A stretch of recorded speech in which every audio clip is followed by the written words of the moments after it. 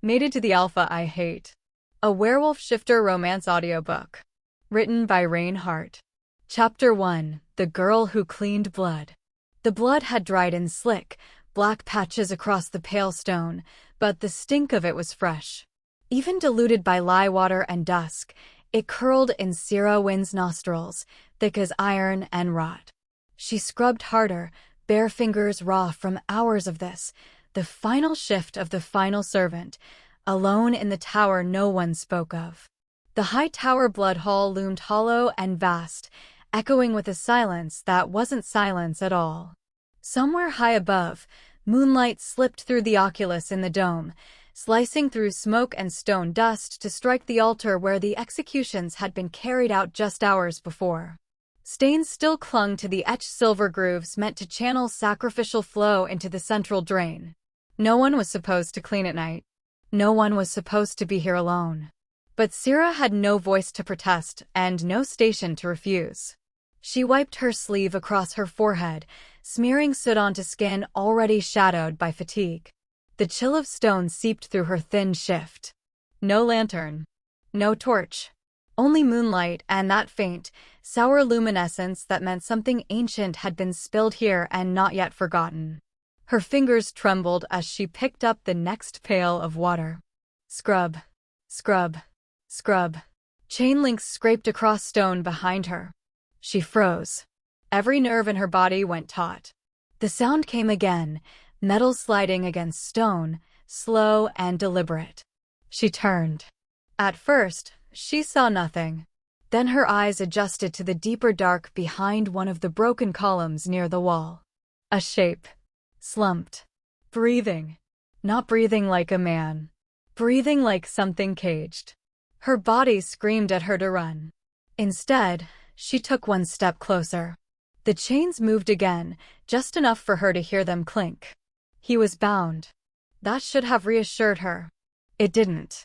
He lay half-curled in the corner, limbs splayed unnaturally, blood crusted along his side, down one arm, across his temple.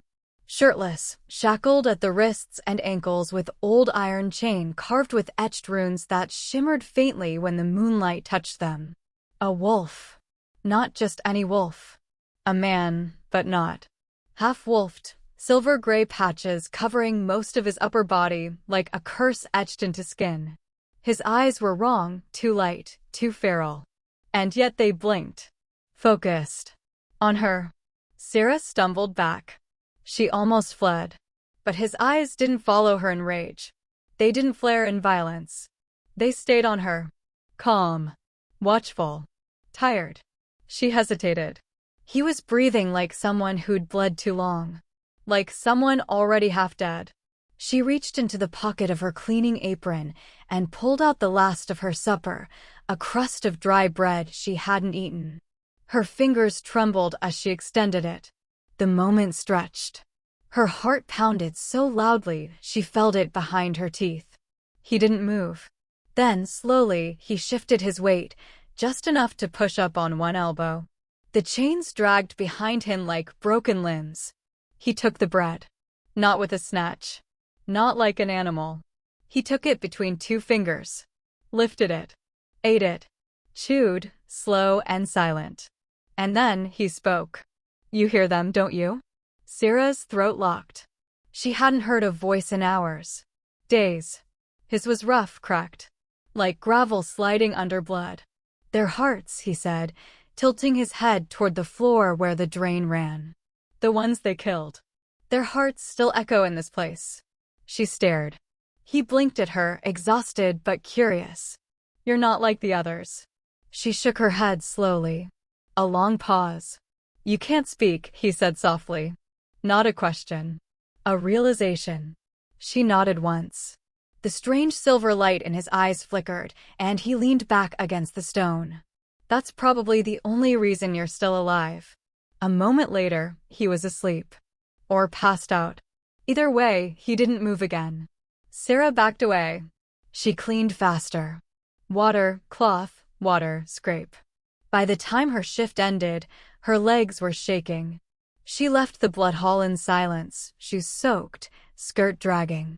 The torchlights of the lower city burned dim behind the cracked teeth of the old keep towers. The rat-wing servant quarters squatted like a disease at the edge of the noble district, mildewed walls, cracked beams, the perpetual stink of piss, mold, and failure. She entered quietly. The other girls were asleep, save one. Nara. Always awake. Always watching. Sira had just made it to her pallet when Nara's voice slid through the dark. "You were in the blood hall tonight." Sira froze. "I saw the steward hand you the key," Nara went on. "You stayed longer than usual." Sira lay down, feigned sleep. "I bet you touched something," Nara whispered. "I bet you did something dirty. Like the last one." Sira didn't move. "But don't worry. I'll help you." That night, Sira slept pearly. When the sun rose, the guards came for her. They didn't knock. They dragged her by the arm from her bedding, ignoring her muffled, breathless struggle, pulling her through the narrow hall of shocked, silent servant girls. Nara stood in the doorway, smiling faintly. A captain sneered. "Feeding a cursed wolf without authorization? Touching a prisoner of the crown?" Sira shook her head violently, hands raised in protest. But she had no voice to defend herself. And they didn't want her defense. They wanted a lesson. As the city awoke, they pulled her through the eastern courtyard toward the tribunal hall. "I hope," one of the guards said dryly, "that tomorrow, when we hang you, you'll still be this quiet." The other laughed. Neither saw the shimmer beneath her collar, the faint pulse of something long suppressed now beginning to stir. At the base of her throat, beneath the grime and sweat, a mark glowed. Barely visible. Barely breathing. A crescent. Chapter 2: The Prince Who Watches. The trial chamber smelled of polished marble, ash, and sweat. The scent of judgment, old and bitter. Sira stood in the antechamber, wrists bound in rough twine, knees already bruised from the cart ride, eyes fixed on the iron-framed door ahead. When it opened, it did not creak, it boomed, a ceremonial quake meant to silence every other sound. It worked. 2 guards flanked her, pushing her forward through the arch. The trial atrium of Thornvale was not built to deliver justice. It was built to make people feel small. The stone was black, veined with glinting gold, and polished to a mirror-like gleam that reflected the faces of everyone present. It made it impossible to forget how many eyes were watching. Sira was guided to the center dais, where the circular floor bore the etched insignia of the 5 wolves, the founding bloodlines of Thornvale. She was forced to her knees directly atop the mark of Fenwyn, the broken house, the wolf that had bared its teeth against the crown and been punished for it. Chains dangled at the corners of the room, not for use, but for remembrance. High seats rose above her in tiers, filled with nobles in layered silks, cloaks fastened by bone clasps, gold threading catching the morning sun as it streamed through the atrium's glass dome. They did not look at her like a person. She felt it immediately, the collective gaze of 100 predators looking down at something beneath them. At something wild. At something shameful. At something gray-blooded.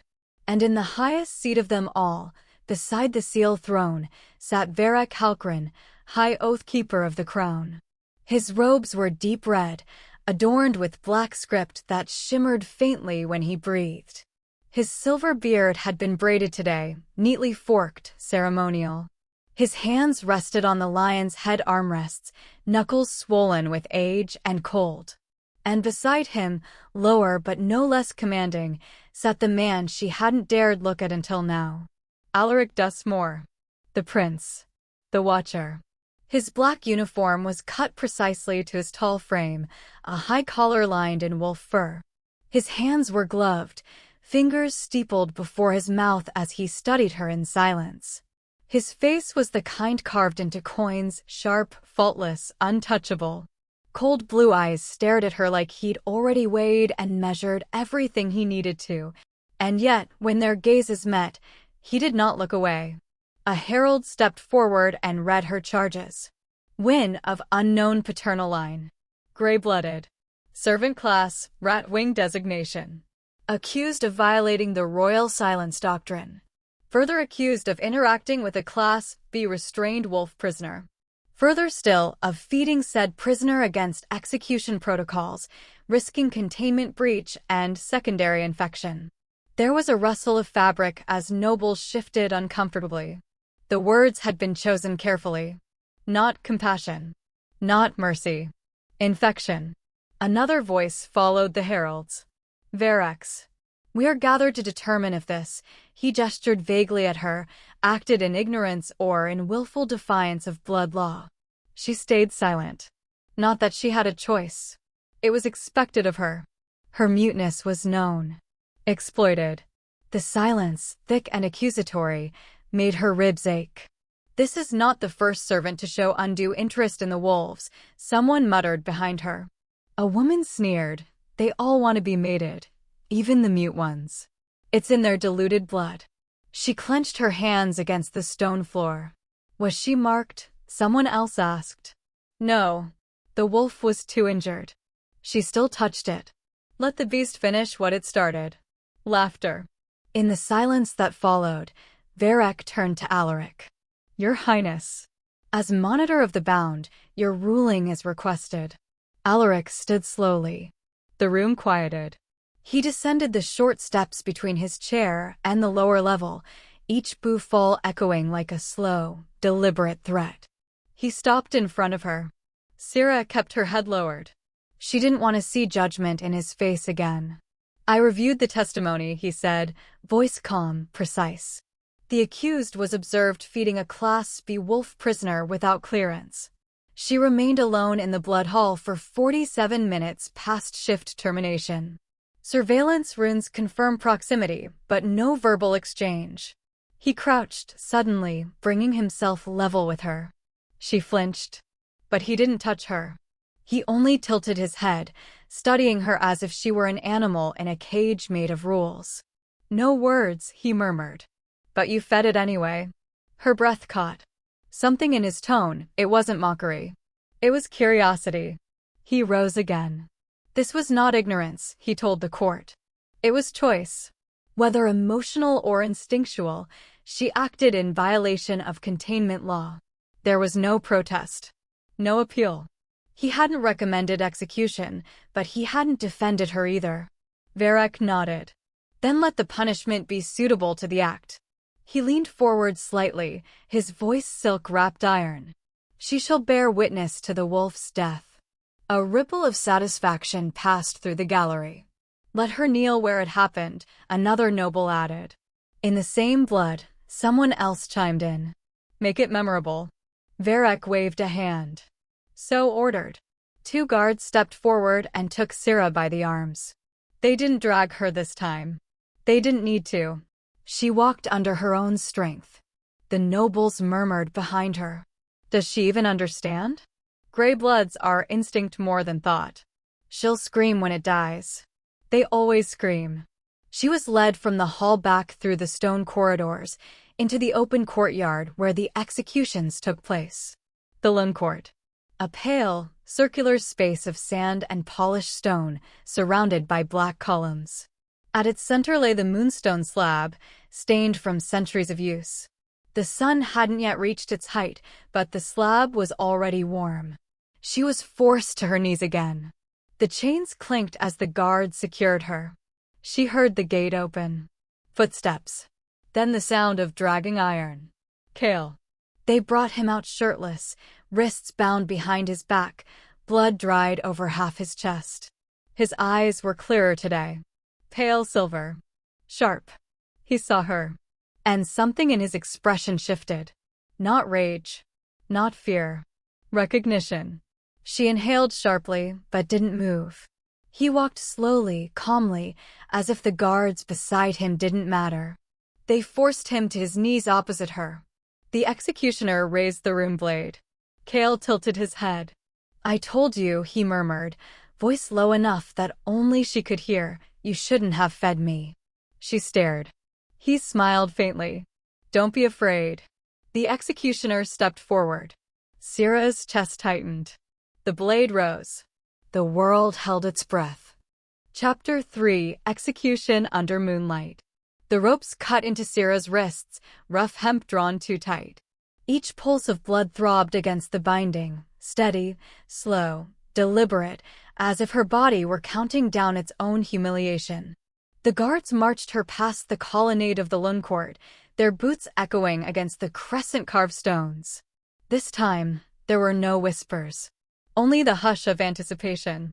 Spectators filled the higher balconies, noble sons and daughters in fox fur capes, high house emissaries, bloodline lords with rings on every finger.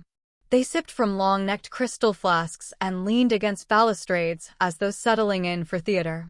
At the center of it all stood the moonmark pillar. Sira had seen it only once before. A towering shard of obsidian veined with silver, sunk into the earth like a god's finger, pointing downward. At its base lay the moon's carstone, a flat, pale disk ringed with ancient glyphs and darkened with age-old stains. They brought her to the stone's edge. A guard pressed her to her knees.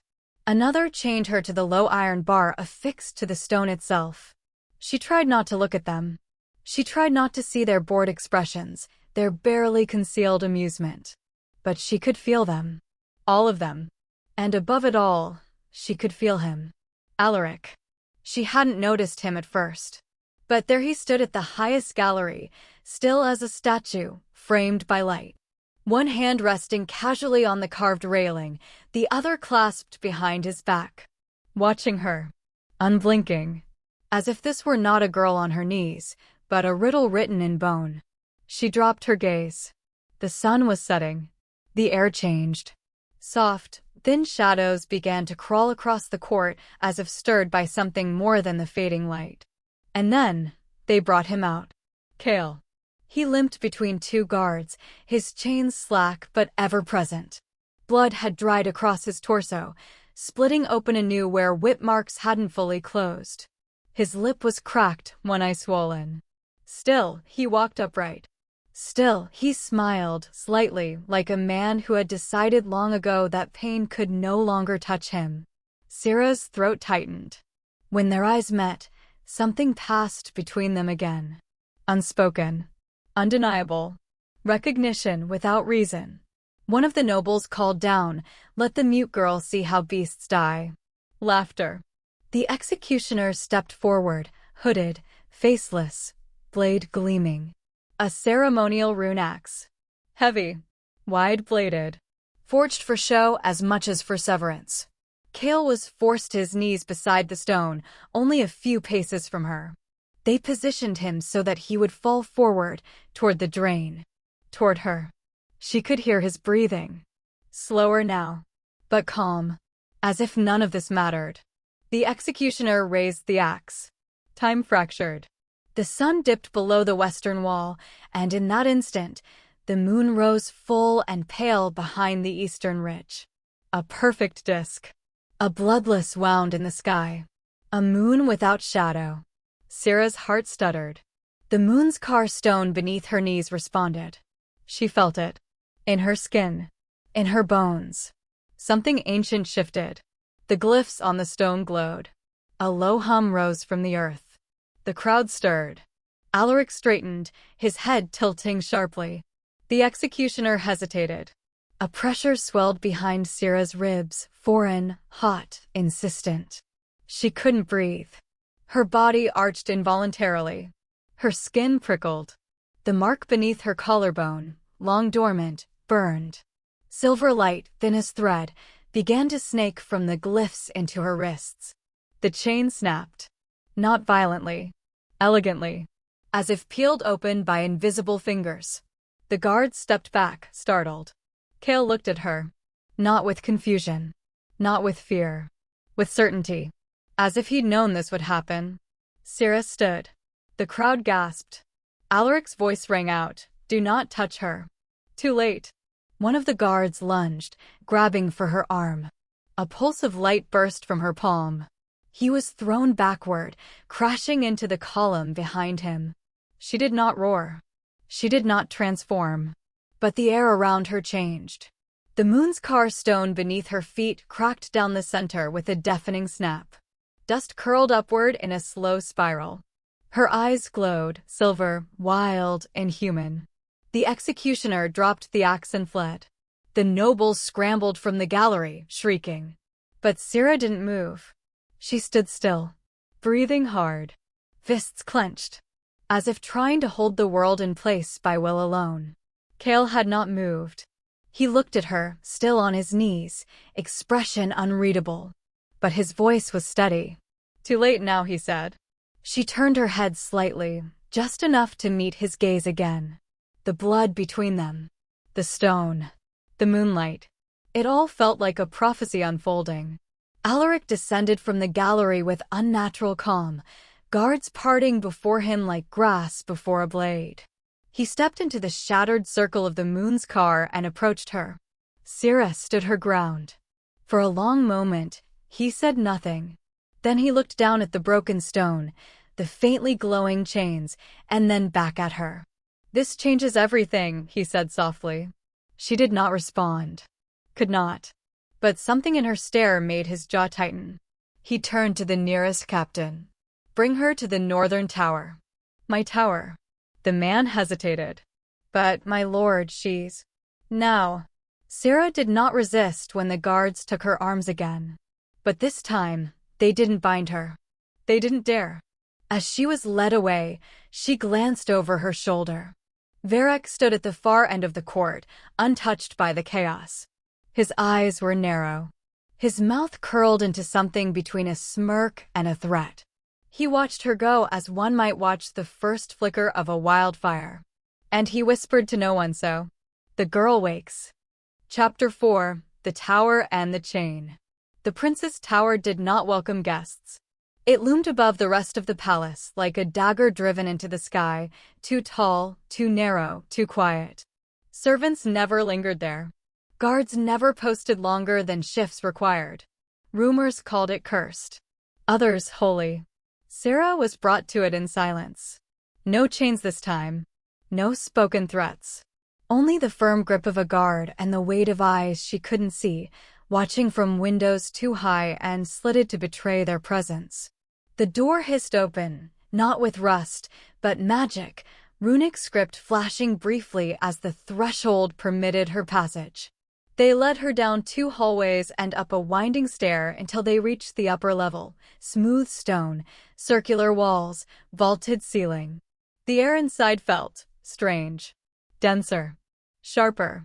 She was led into a room unlike anything else in the castle, a chamber carved with layered circles of runes in every corner, a brazier at the center burning with no smoke, casting gold-red light over a stone dais etched with blood grooves. Instruments lined the walls, crystal rods, silver cuffs, a series of masks that looked far too humanoid. And at the far end, his silhouette. Alaric Duskmoor. Still dressed in his black uniform, though the outer jacket had been removed, revealing a dark high-collared shirt beneath, sleeves rolled neatly to the elbow. He wasn't armored. He didn't need to be. Sira entered without resistance. She would have run if she could. But part of her, some deep, unfamiliar thread, wanted to see what he would do next. He turned. Their eyes met. There was no warmth in his gaze. But no cruelty either. Only calculation. And something beneath that, coiled like smoke, flickering every time she refused to flinch. He walked toward her slowly. "I'm not interested in scaring you," he said. "Not yet." Sira didn't move. Didn't blink. "You're remarkably calm," he continued, circling her. "Even now. Even here." He stopped behind her. "You don't smell like fear." She could feel his breath at the nape of her neck. Her skin prickled. Which begs the question. He moved back into view, holding up a delicate metal band. "What are you?" The object in his hand shimmered. A varring, a device used to track and suppress wolf traits. Harmless in theory. Deadly in the wrong hands. He approached slowly, raising it to her neck. She stepped back. 1 pace. Enough. His brows rose. "You don't want it?" Of course she didn't. But she couldn't say that.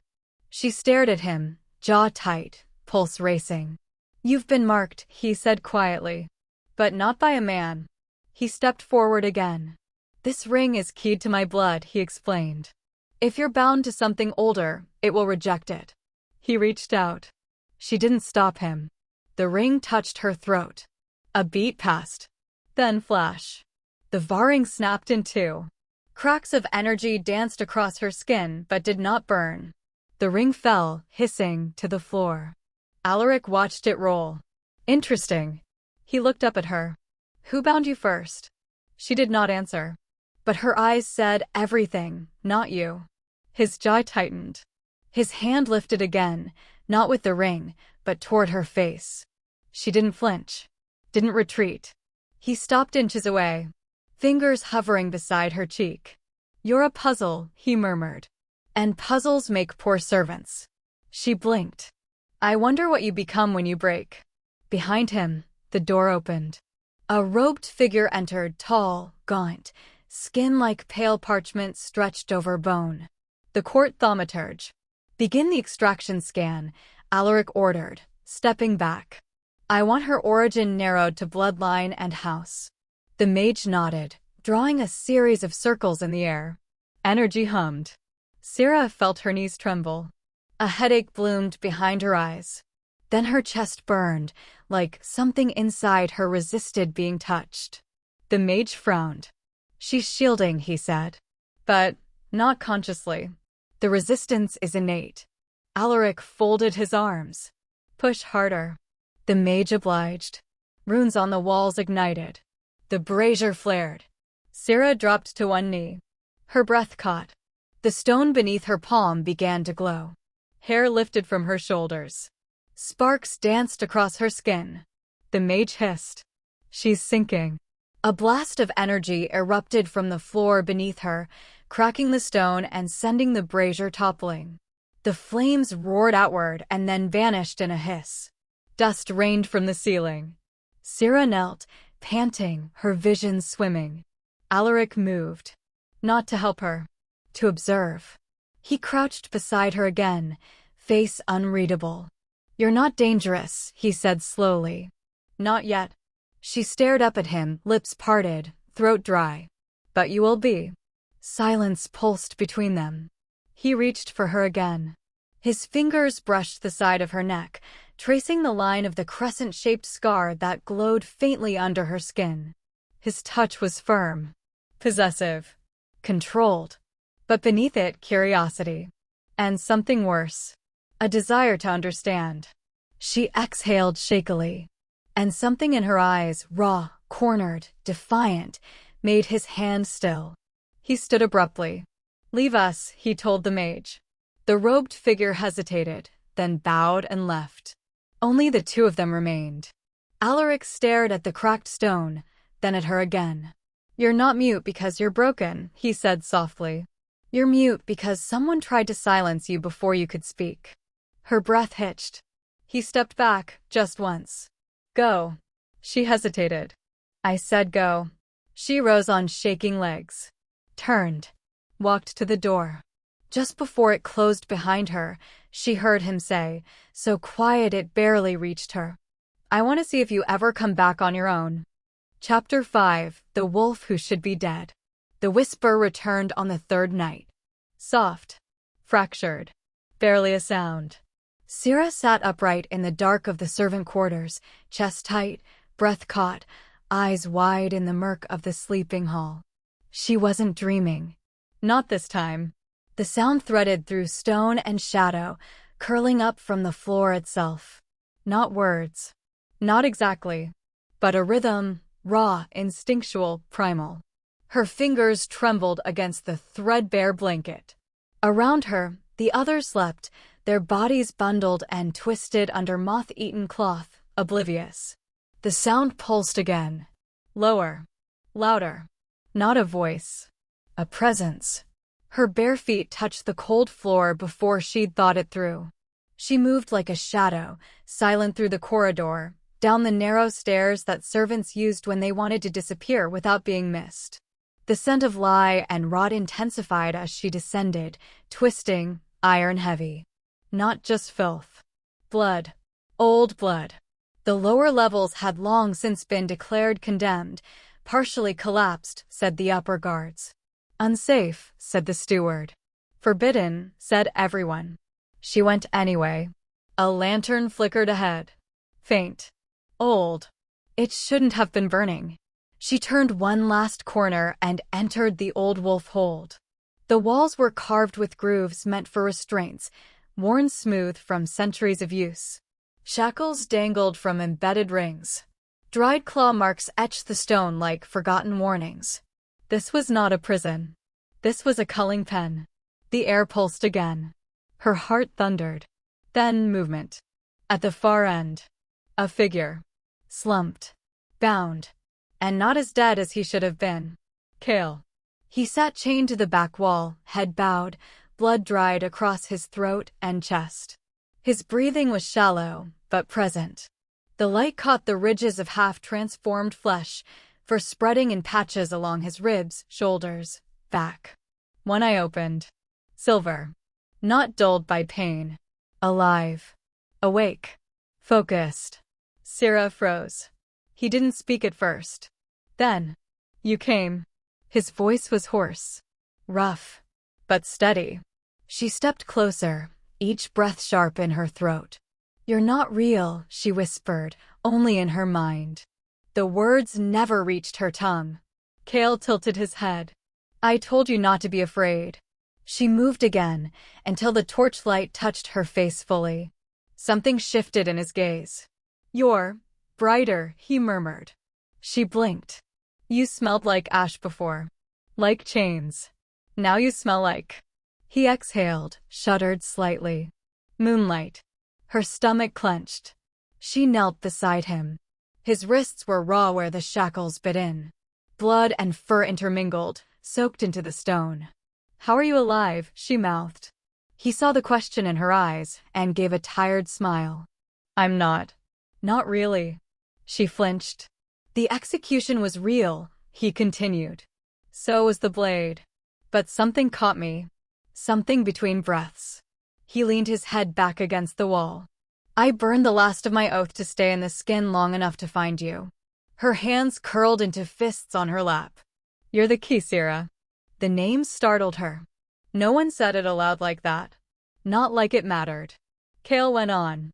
The mark you carry, it's not a curse. It's a tether. You're the last of the silver bound. And they want you silent because your voice is what binds the next rain. She shook her head. No, he said quietly, they won't tell you. Not Alaric.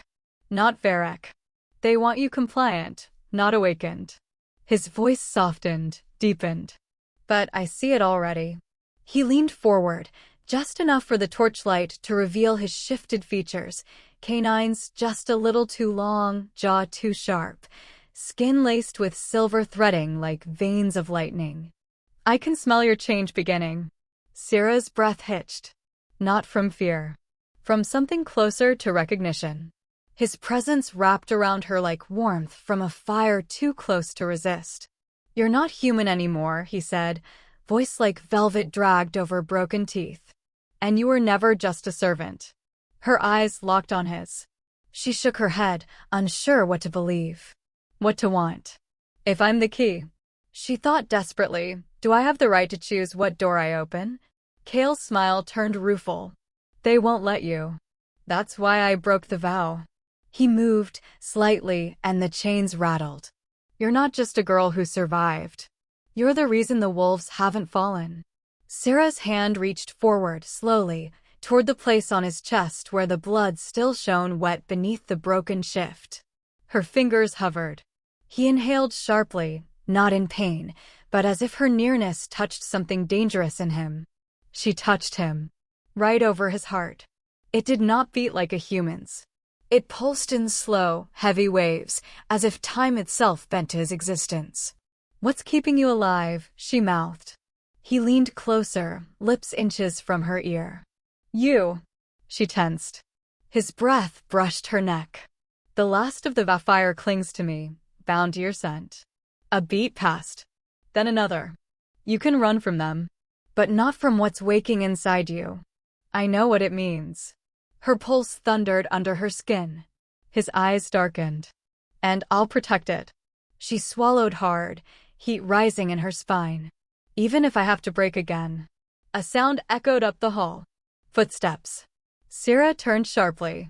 An old man stepped into view, stooped, wrapped in dusty servant garb. Wynn, one of the tower's oldest cleaners. He blinked at her, then at Cale. His eyes narrowed, but he said nothing. Simply gave a single nod. Approval or warning. You should go, Cale said, not unkindly. But remember what you saw here. She lingered a moment longer. His voice dropped. They'll try to own you. Mark you. Use you. He leaned forward again, so close she felt the faintest scrape of fong near her cheek. But I'll tear them apart before I let them take what's mine. She exhaled sharply, rose, and backed away. At the edge of the stairwell, she looked back once more. Cale's gaze held hers. Unmoving. Unyielding. Unbroken. Chapter 6. The Binding Attempt. Moon Hall shone like bone in the morning sun. A cathedral of pale stone and silver-veined marble, carved with ancient glyphs that only the royal oath-keepers were allowed to read aloud. The chamber hummed with ceremonial magic, static and potent, like a storm waiting to be spoken into being. Sira stood at the center of the altar floor, silent as ever, her hands folded, her body still. But inside something pulsed. Something that hadn't pulsed before. She wasn't sure if it was anger, or fear, or both.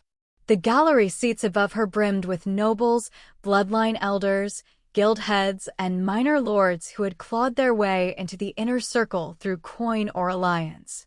Their silks rustled as they leaned forward, eager to witness the rare sight of a prince-initiated binding. Even rarer, a gray blood as the intended subject. She heard their murmurs like thorns in wind. Why her?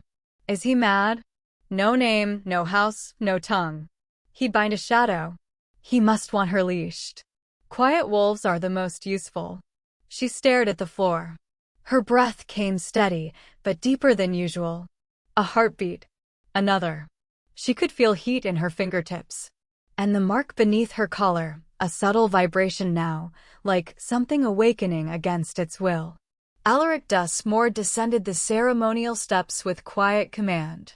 Clad in royal black, trim-lined in wolf silver, his collar open just enough to reveal the ceremonial oath chain around his throat. His gaze was unreadable. Not cold. Not warm. Just measuring.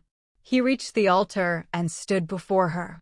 2 court mages stepped forward, each holding half of the binding circlet, an ornate loop of lunar steel engraved with twin runes, oath and claim. By royal decree, one intoned, the heir to the throne invokes the right of singular binding, by which one may select, outside of caste, a chosen sworn. Murmurs grew sharper above. Unprecedented. But legal. The second mage turned to Sira. By entering this circle, you submit to the bond of the moon mark, soul to soul, command to response, life to will. Do you yield? Sira did not move. Alaric spoke before the silence stretched too long. She does. The crowd laughed quietly. Of course she hadn't spoken. She couldn't. She had no voice to object. The mages exchanged glances, then proceeded. Alaric took the circlet in hand. He stepped forward. Sira looked up. For just a moment, their eyes locked. He lowered the circlet to her collarbone, fingertips brushing her skin. You don't have to like this, he murmured, too low for the crowd to hear. But you'll survive it. That's more than most get. The metal touched her flesh. It hissed. Not with heat. With rejection. A burst of energy pulsed through the room. The circlet snapped in two. Not cracked. Not bent. Shattered. One half spun across the stone floor. The other burst in Alaric's hand, slicing a clean line across his palm. The mages recoiled. The nobles gasped. Sira did not move. The mark at her collar flared briefly, like moonlight bleeding through skin. Alaric stared at the blood dripping from his palm. Then at her. He did not raise his voice. He did not curse. He stepped closer. Leaned in. and whispered, "You can reject the ring, but you can't outrun my shadow." She shivered. Not from cold, from heat. Her body flushed, pulse thrumming, skin prickling, chest rising faster than she meant it to. His presence pressed close, not touching, but overwhelming. Not cruel, but deliberate. He turned to the watching court and lifted his hand. "Binding has failed," he announced calmly. "She is unbranded, unclaimed." He looked back at Sira.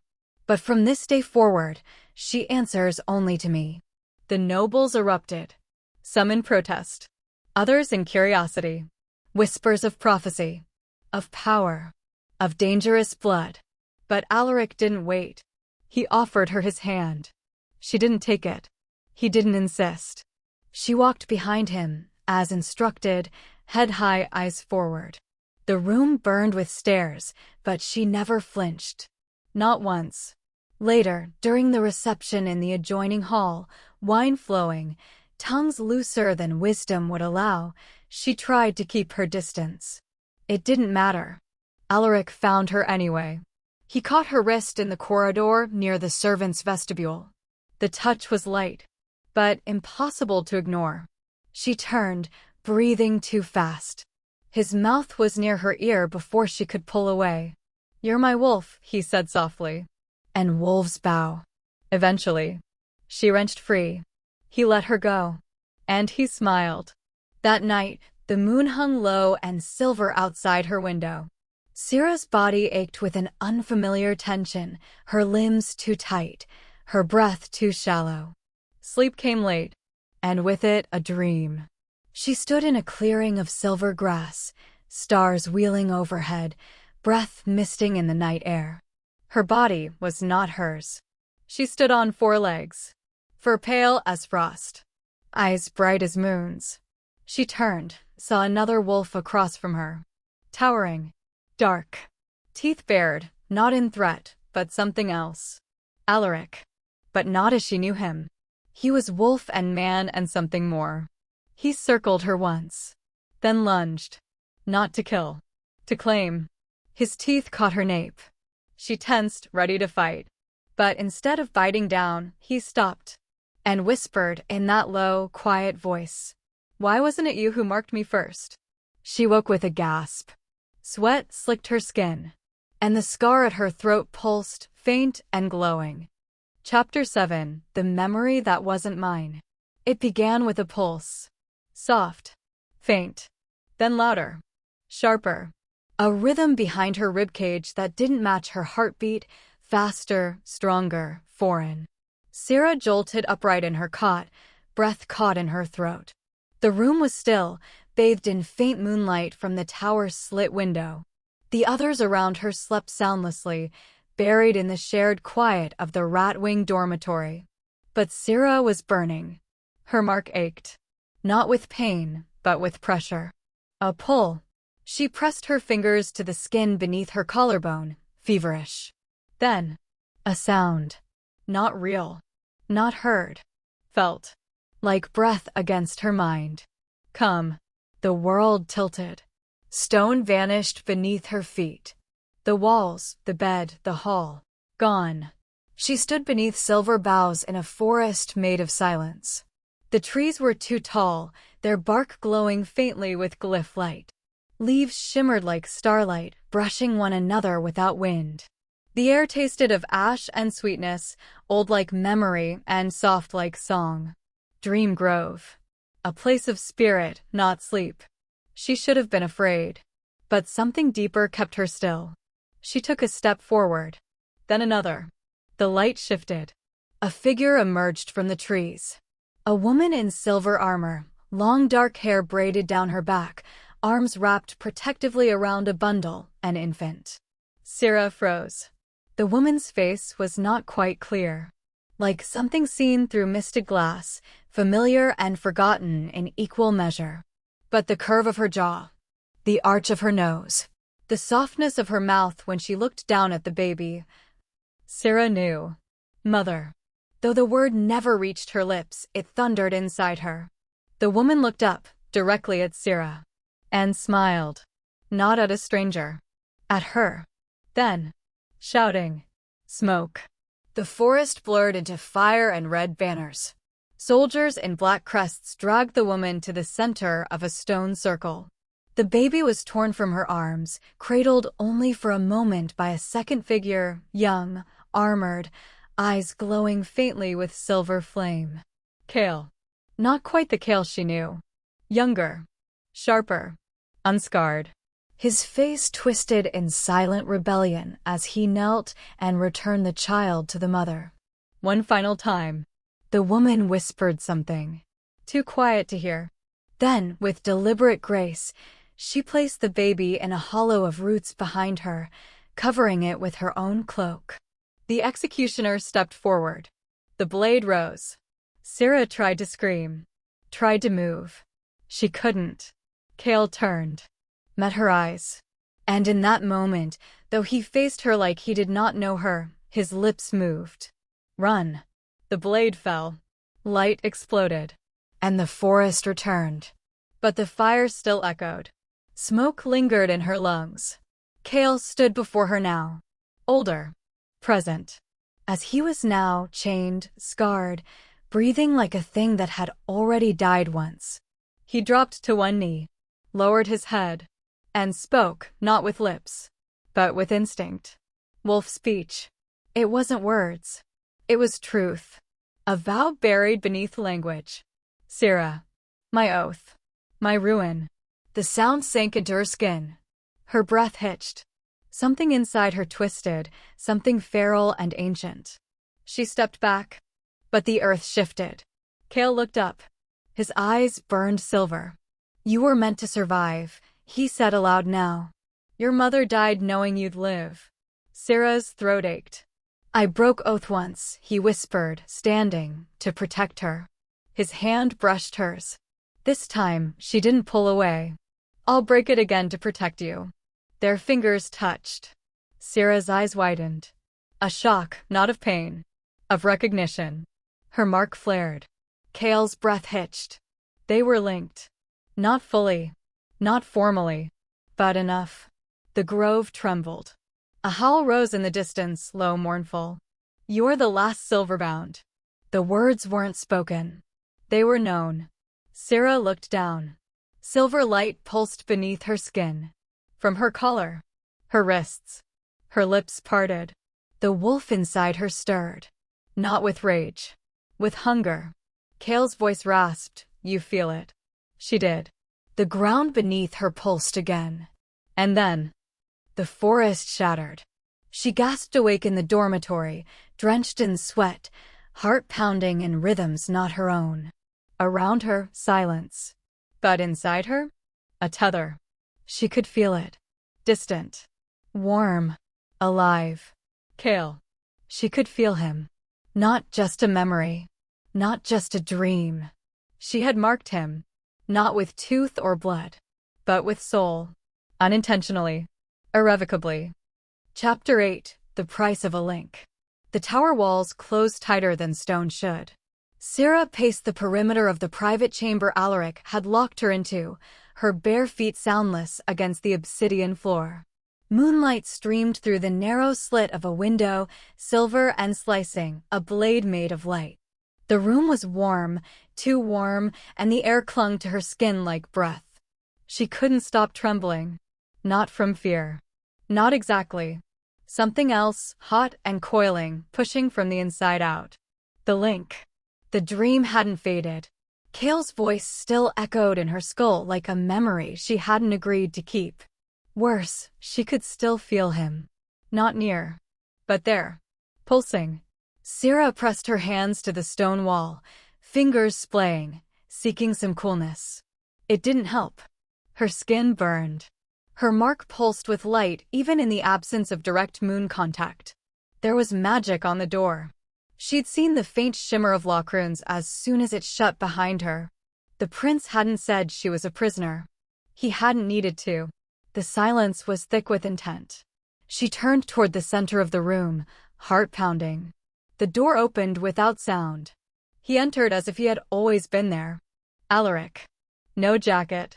Shirt sleeves rolled to his elbows again, dark collar open at the throat. No weapon on his hip, but he didn't need one. His presence was blade enough. She stepped back. He closed the door behind him. No guards. No mage escort. Just him. Just her. And whatever was breaking inside her chest. You feel it, don't you? He asked quietly, stepping into the room's glow. The pressure building behind your skin. The way your pulse doesn't quite feel like your own. She didn't answer. Couldn't. But her breath betrayed her, faster now. He looked her over, gaze clinical at first. Then something sharper. The tether's active, he murmured. I warned them you weren't finished waking. She backed toward the wall, hand touching the cool stone again, needing the anchor. He followed. But not to corner. To study. His eyes moved to her collar, where the silver mark glowed faintly under the skin. Your body is reacting to an unanchored link. The moon amplifies it. If it's not controlled, it'll consume you. She shook her head. He stepped closer. You've already begun syncing with someone. Probably without realizing it. Kale, most likely. At his name, her breath caught. Alaric's joy tightened. You don't deny it. She glared at him. You didn't mark him, he said softly. You didn't even touch him long enough to intend it. Which means this happened during a dream. He paused. Or worse, he marked you. Her entire body flushed. Not in shame. In heat. He stepped into her space. She froze. Your skin, he said, almost clinically, has become hyper-receptive. Your pulse has synced to the moon's rise. She tried to move past him. He caught her arm, gentle, but unyielding. Your wolf is waking. And I'm the only one here who can help you manage it. Her throat closed. Her fingers trembled in his grip. You don't want to shift in this state, he said. You won't return from it. He drew her gently toward the center of the room. She resisted, but not enough. Her legs followed even as her eyes screamed defiance. He guided her to sit on the fur-draped bench beside the window slit, the moonlight full upon her skin now.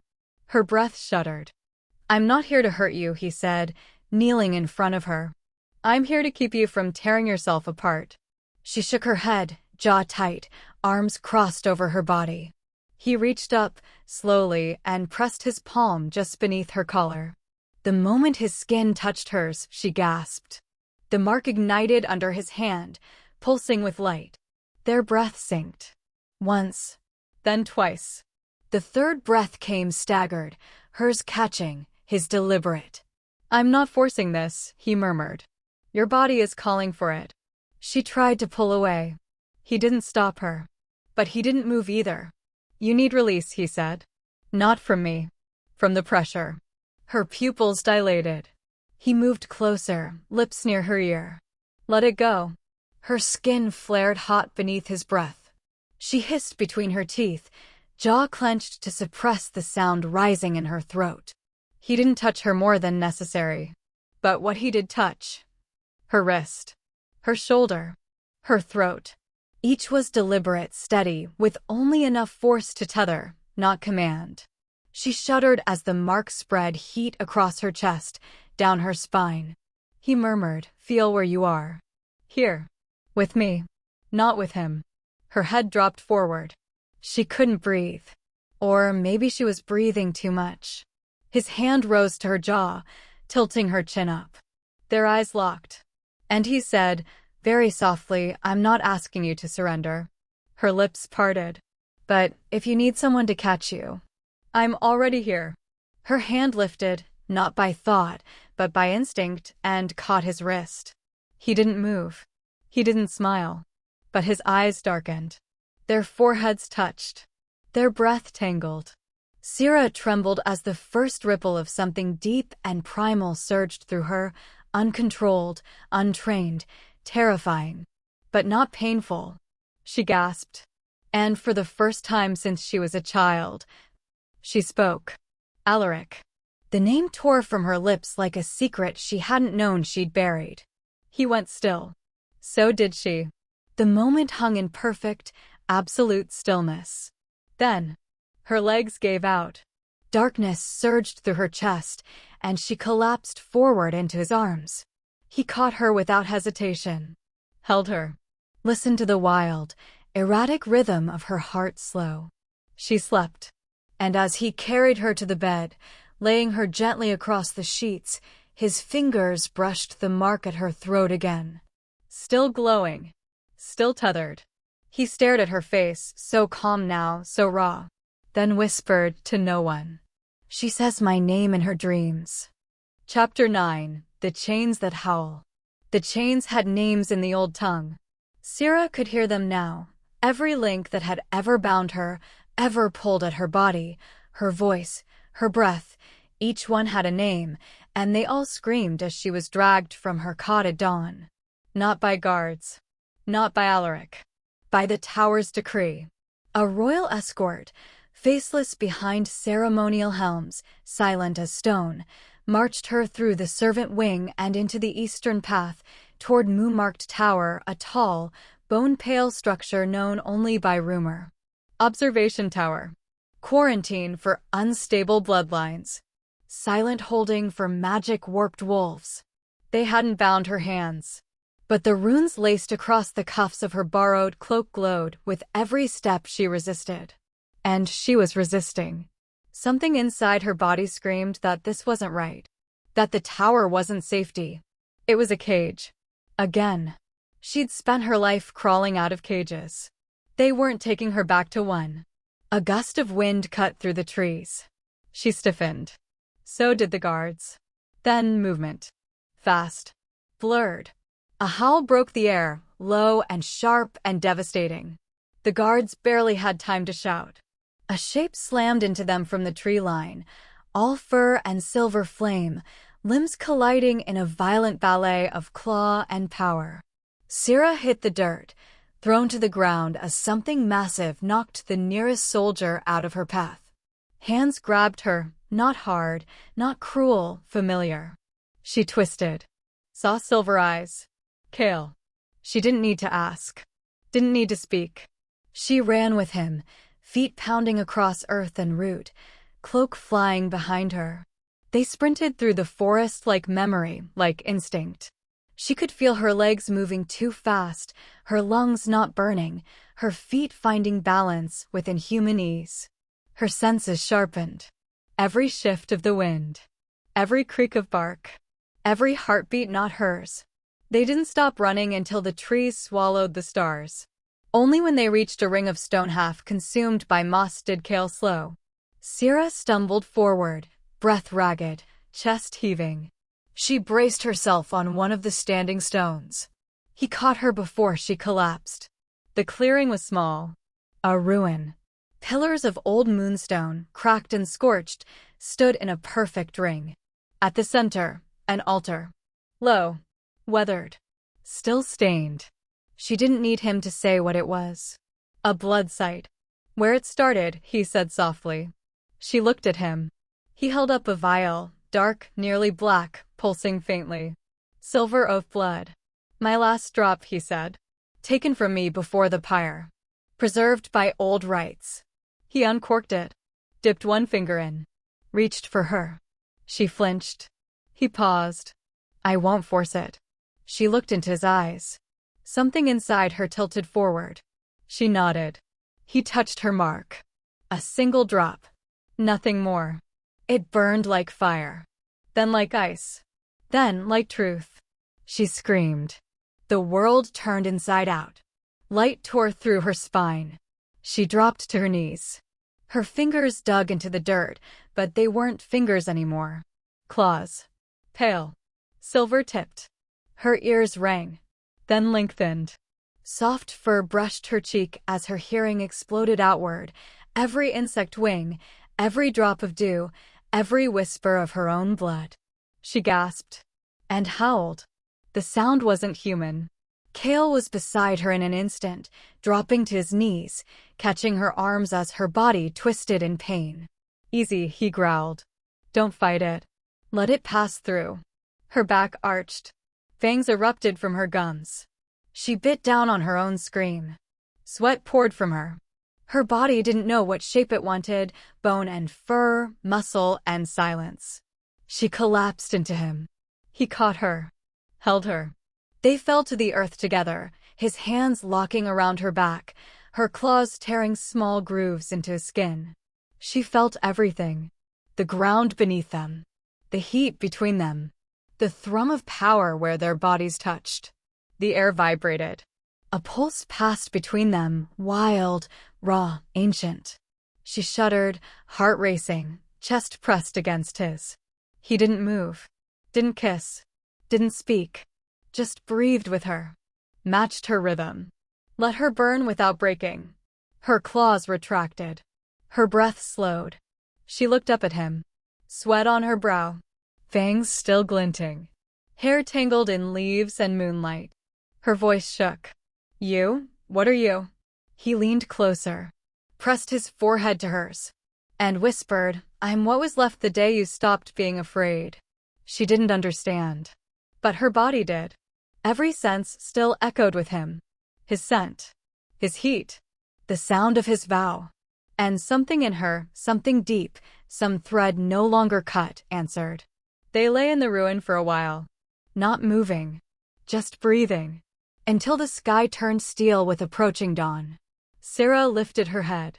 Her lips parted, voice low, almost hesitant. I don't want to go back. Cale looked at her. His eyes didn't glow, but they burned. You don't have to. Far behind them, miles away, in the tower where she should have been, Alaric stood in her room. Empty now. Silent. Except for the claw marks gouged across the wall. He touched them. Not with anger. With something closer to regret.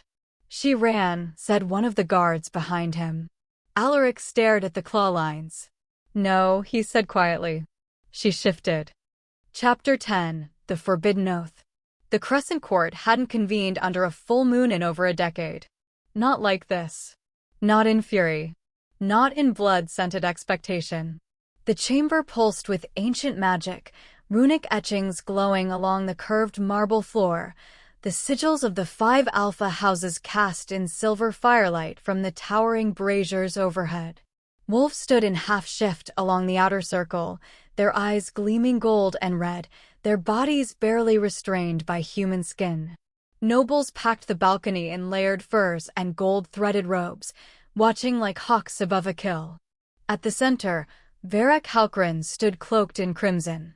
Traitor blood has been found, he announced, voice smooth and cold. The last silverbound. Marked by O fire. Unclaimed, uncontrolled, unbranded. Whispers hissed through the chamber. She fled the tower. She triggered the old bloodstones. She is tethered to a resurrected wolf. Varek raised a hand and the murmurs died. She is a threat to every oath we've bound since the burning accord, he said. She is not to be brought in. She is to be ended. He let the word hang, then turned. The alphas will track her. Tonight. A chorus of snarls answered him. Across the chamber, in the circle of stone meant for royal decree, Alaric Duskmoor stepped forward. He did not raise his voice. He did not snarl. He simply said no. The silence that followed was brutal. Varek's eyes narrowed. She has rejected the court. The laws. Your own binding attempt. Alaric's jaw flexed. She has not rejected me. She has marked a dead wolf. She is more than that mark. You speak as if you feel her. Varek's voice sharpened. Have you been touched by her tether? Alaric didn't blink. I will bring her in. For execution? His pause was long. For truth. Varek smiled with teeth. And if others find her first? Alaric turned his back on the chamber, already walking out. Then you'll lose more than a girl before this night ends. He found her before they did. The wolfwood burned in shades of moonlight, branches pale, leaves silver-edged, wind carrying scents of danger and memory. Sira heard them long before she saw him. Footsteps too deliberate to be a beast's. Not Cale. Not feral. Royal. She turned, breath-catching. Alaric emerged from the trees like he'd been carved from them, armor dark, cloak torn from the wind, fury etched in every line of his face. She ran. Not out of fear. Out of instinct. He caught her at the edge of the ruin, near the grove where the wolfstones still whispered old names. She twisted in his grip. He didn't speak. Didn't shout. He pressed her back against the smooth trunk of the ancient wolf tree, scarred by time and claw, and held her there with the heat of his body, his breath sharp against her cheek. You ran. She tried to shove him off. He didn't budge. You broke the last of the tower spells. Do you even know what that means? She bared her teeth, breath ragged, body trembling, not from weakness. From pressure. Moonlight carved patterns on her skin. Her mark burned against his presence. He snarled, low and wild. You ran, he repeated, like you wanted me to come find you. Like you wanted me to prove. His voice cracked. You belong to someone. She turned her face away. He grabbed her chin, rough but not cruel, forcing her to meet his eyes. I am your prince. She trembled. His voice lowered, hoarse. And I am the only one who knows what's inside you. The air shimmered between them, breath to breath. His mouth hovered at her throat, teeth bared. I could mark you. She went still. 1 heartbeat. 2. Then 3. Her body thrummed. Her head tilted without command. Inviting. Exposed. His lips brushed the skin just above her pulse. You're burning, he murmured. You're drowning in it. You think running will keep them from hunting you? I'm the only reason they haven't already torn you apart. She gasped. Her fingers gripped his arm. He pressed harder. Their bodies aligned, breath synchronized, marks pulsing in mirrored rhythm. I could take it all, he whispered. 1 bite and no one could touch you. The silence crackled with tension. Then, he pulled back. Slightly. Eyes fierce. Voice shaking. But if you don't want it, if you don't want me, I won't bite. Her breath caught. The ache in her chest surged.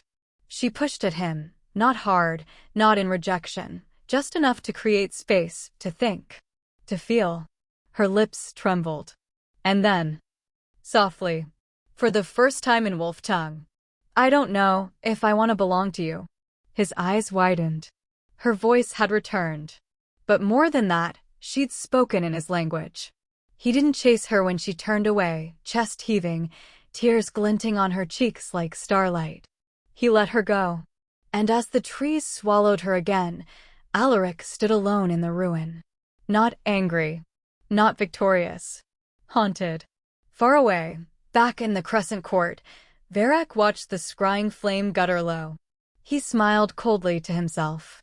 She speaks now, he said. To the wrong man. He turned. Send the hounds. The girl must die. Chapter 11. The Mark That Didn't Take. The moon was merciless. Full, bloated, burning white over the domed ceiling of Oathspire Hall, its light filtered through the crystalline glass in a single, perfect beam that fell directly onto the circular altar at the room's center. Sira stood beneath it.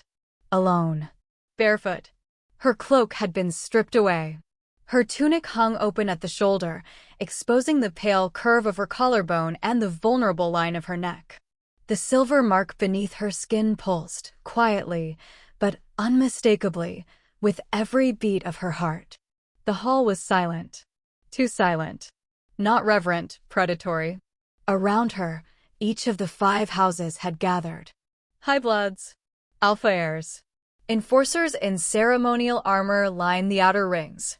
At the far end of the room stood the dais where Varrock Halcrin watched from a seat carved of blackwood, a halo of runes floating behind his head like a twisted crown. She stands before you, Varrock said, his voice calm, even pleased. Unbound. Untamed. Unclaimed. We will let the mark speak. The blood will reveal its truth. Sira didn't move. She couldn't. The floor beneath her felt like ice. Her breath ghosted visibly in the air, though the room was not cold. From behind the inner curtain, the first noble stepped forward. A tall, red-haired alpha of House Vesrin. Sharp eyes. Arrogant stride. He circled her once. Then bared his fangs. Do you submit to test? Sira didn't answer. Varric's voice echoed, "Silence is consent in the rights of blood." She stiffened. The alpha leaned in, hands on her shoulders, mouth lowering toward her neck. She didn't flinch. She burned. The alpha's fangs neared her skin, and then recoiled. His breath caught, a flash of pain in his expression, and suddenly he was on the floor, shaking, foaming at the mouth. The room erupted. Interference. No, rejection. She rejected the imprint. She's poison. Varric raised one hand, silencing the chaos. Another. A second stepped forward. Then a third. Each approached. Each failed. None could touch her. Some were repelled. One collapsed into seizure. Another bled from the nose and fled the hall, wailing. Sira's knees buckled, but she stayed upright. Barely. Breath shallow. Eyes hollow. Then, footsteps. Deliberate. Measured. Alaric. He stepped through the inner ring with the gravity of a man walking into war. Varric's smile thinned. "Even you, Prince?" "She rejected all others," Alaric said. "If I fail, then she's truly untouchable. That's all you want, isn't it?" Varric inclined his head. "Indeed." Sira looked up, lips parted. Alaric didn't meet her gaze. Not yet. He reached her, stopped within breath's reach. Then looked down. Eyes like winter locked on hers. "No crown. No titles. Just me," he said softly. Sira's throat bobbed. Her skin was already reacting, heat blooming where the other marks had only brought pain. He raised a hand, brushed a lock of hair from her neck. She shivered. He leaned in. His lips brushed her collarbone. His teeth grazed skin softly. And everything inside her shattered. The bond flared. Her back arched. His breath caught. The entire hall shook. A wave of raw magic exploded outward, lightless and blinding. Nobles screamed. Guards fell. Varric staggered from his dais, clutching his head. Only Alaric and Sira remained standing, locked in place, bound in sensation. His hand tightened on her hip. Her nails dug into his forearm. Their hearts beat as one. Then, she moved. Fast. Before he could recover, she tilted her face upward. And bit. Not skin. Not flesh. Mind. A psychic mark unseen but searing. It lanced through him like lightning, branding itself deep. She pulled back, eyes gleaming, lips parted, and whispered in his head, her first true speech across the bond. "You want control. But you forgot to ask if I wanted to be held." Alaric's breath caught. For once, he looked shaken. The moment fractured. Sira stepped back, closing her tunic, breath shallow. Around them, nobles were only beginning to stir, groaning in the wreckage of broken ritual. She didn't wait for permission. She turned and walked out. Alaric didn't stop her. Couldn't. Not yet. That night, he sat alone in his chamber, the moon high, the wind cold. He couldn't sleep. Couldn't think. His body hummed with her imprint. Not a bite, but something worse. A question with no answer. He stood at the window, staring into the dark. Then, a voice. Soft. Broken. "Alaric, help me." He turned, heart racing. No one there. But the voice wasn't memory. It was now. He ran. Stormed into her tower. Threw open the door to her room. Empty. Sheets rumpled. Curtains open. The mark on the wall still burned from her claws. And on the floor, a single strand of silver hair. He picked it up with shaking fingers. Eyes wide. "She's gone," he whispered. Behind him, the wind howled like a warning. Chapter 12. The Betrayer's Bond. The night swallowed her. Sira moved through the garden's shadow like smoke, silent and swift beneath the cloaks of low-born maids and kitchen ghosts who dared whisper only when the moon turned red. Her breath fogged in the early cold, and the stolen key pressed hard against her chest from beneath her tunic. Behind her, the palace loomed, half a world away already. Its walls of glass and firelight, its promises and punishments, its golden cages. She didn't look back. Not even once. The maid who'd helped her was already gone, vanished into the laundry tunnels before the alarms could be triggered. Sira slipped into the stone-flanked corridor that twisted beneath the royal grounds, the veined tunnels, carved during the First War, forgotten by most, but not by all. Every step echoed with memory. She followed them north, toward the forest of Ashenbone, toward the place her dreams kept dragging her, the altar beneath the wolf god's grave, where stones bled silver and memories weren't always lies. The corridor bent sharply left, then up, and then opened into the underbrush near the forbidden edge, where frost bloomed on every leaf despite the summer air. She took one breath, then ran. Behind her, far behind, another shadow moved. Not Cale. Alaric. He'd found her trail the moment she left. And someone else had found his. The clash came near the edge of the glade, where the blackwood trees thinned and the broken statues of fallen saints watched like blind witnesses. Alaric moved fast, faster than most wolves in their full form, armor half thrown, eyes glowing with threat. His cloak whipped behind him like a storm's warning. He didn't expect the strike from above. Cale fell on him like fire, all teeth and claw and rage, dragging him sideways through the underbrush. They rolled through the dirt and slammed into the moss-slicked trunk of a fallen elder tree. Alaric recovered first, threw Cale off with a grunt. Still hiding behind teeth that were torn out once already, he snarled. Cale crouched, breath steaming in the air. His form shifted, fur bristling, eyes wild, scars luminous under moonlight. She chose to run. She was taken, Alaric growled. She woke. You hate it. Their bodies collided again, claws clashing, magic sparking between them as blood and heat filled the clearing. Cale's paw connected with Alaric's chest, but Alaric twisted, grabbed him mid-motion, and slammed him to the ground so hard the stone cracked. Say her name, Alaric snarled, pinning him. One more time. Cale snarled, but said nothing. Alaric's teeth bared, glinting sharp. He bit down. Not at the throat. At the defense rune, a sigil etched in pain beneath Cale's shoulder blade. It shattered. Cale screamed, a sound not of pain, but of loss. He collapsed into a semi-human form, panting, twitching. Alaric stood over him, chest rising, blood on his mouth, breath trembling with fury he couldn't speak. She's not your oath, he said, voice ragged.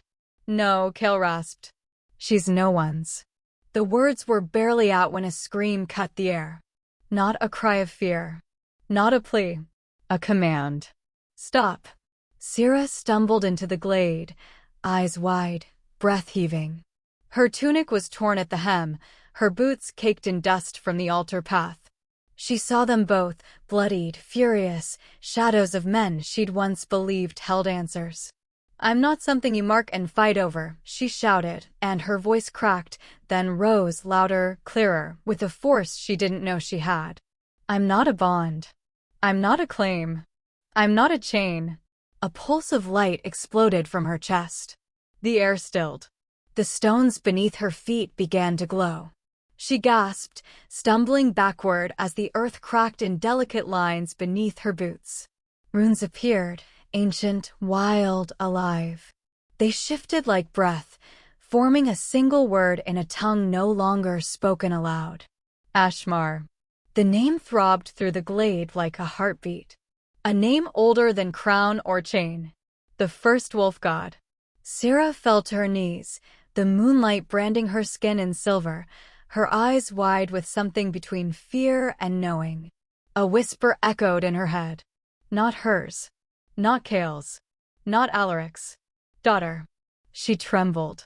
Behind her, both men stared, silenced not by magic, but by awe. At the center of the glade, under the mark of the forgotten god, Sira bowed her head.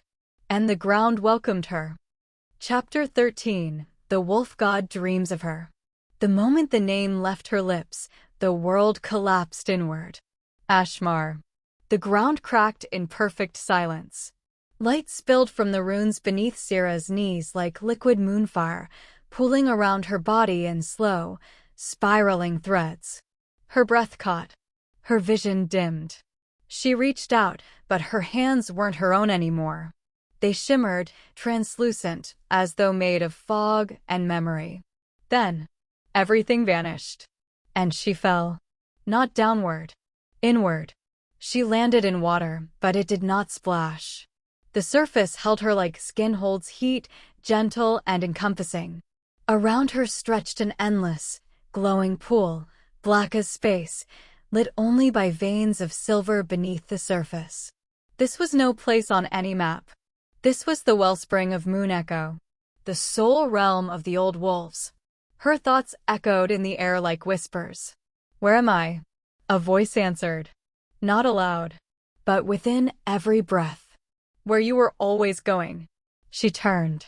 There, rising from the silver mist, was a shape she almost recognized. A man. And not. As tall as Kale. As poised as Alaric. Hair like night, eyes like twin moons. Skin shimmering faintly with runes that pulsed with every word he had not yet spoken. He stepped forward. The mist parted for him. He did not walk on the water. He was the water. The god made flesh. Ashmar. Sira tried to stand. She couldn't. Her knees refused her. The god looked down at her, and when he smiled, it was a terrifying thing, beautiful and boundless and full of something more than power. Understanding. "You call yourself torn," he said. "But you're not. You're many." His hand lifted. Before her, the waters stilled into 3 reflections. The first, a silver wolf, sleek and sharp-eyed, teeth bared, muscle taut with strength and rage. The second, a pale girl, human, fragile, voiceless, eyes wide with questions and scars too deep for skin to show. The third, a hybrid, claws half-grown, hair wild, eyes glowing, lips blood-stained from a fight she hadn't yet won. "You cannot keep them all," Ashmar said. "The world only loves what it understands." Sira clenched her fists. "I didn't ask to be born from a war." "No, but now you must finish one." The 3 reflections began to move, circling her, then each other. They fought, clawed, tore. The wolf lunged for the girl. The girl screamed in silence. The hybrid bled from both throat and heart. Sira couldn't look away. Her own pain surged in her chest like a second heartbeat. Ashmar knelt beside her. Now his face was not his own. Now it was Alaric's. Golden eyes, smirk pulled tight, voice smooth as command. "Submit," he whispered, brushing her cheek. "You don't need to fight this. You were made to be held." His fingers trailed down her throat. She shuddered. "Let me mark you," he murmured. "Let me give you a place. A name. You'll never have to choose again." His hand closed around her jaw. She wanted to pull away. She couldn't. Then another voice. Soft. Familiar. Wild. "Run." She turned. There, in the mist, Kale. But not as she remembered him. He stood barefoot in the shallows, hair wet with starlight, chest bare, scars glowing. He didn't reach for her. He waited. "I didn't break you when I had the chance," he said.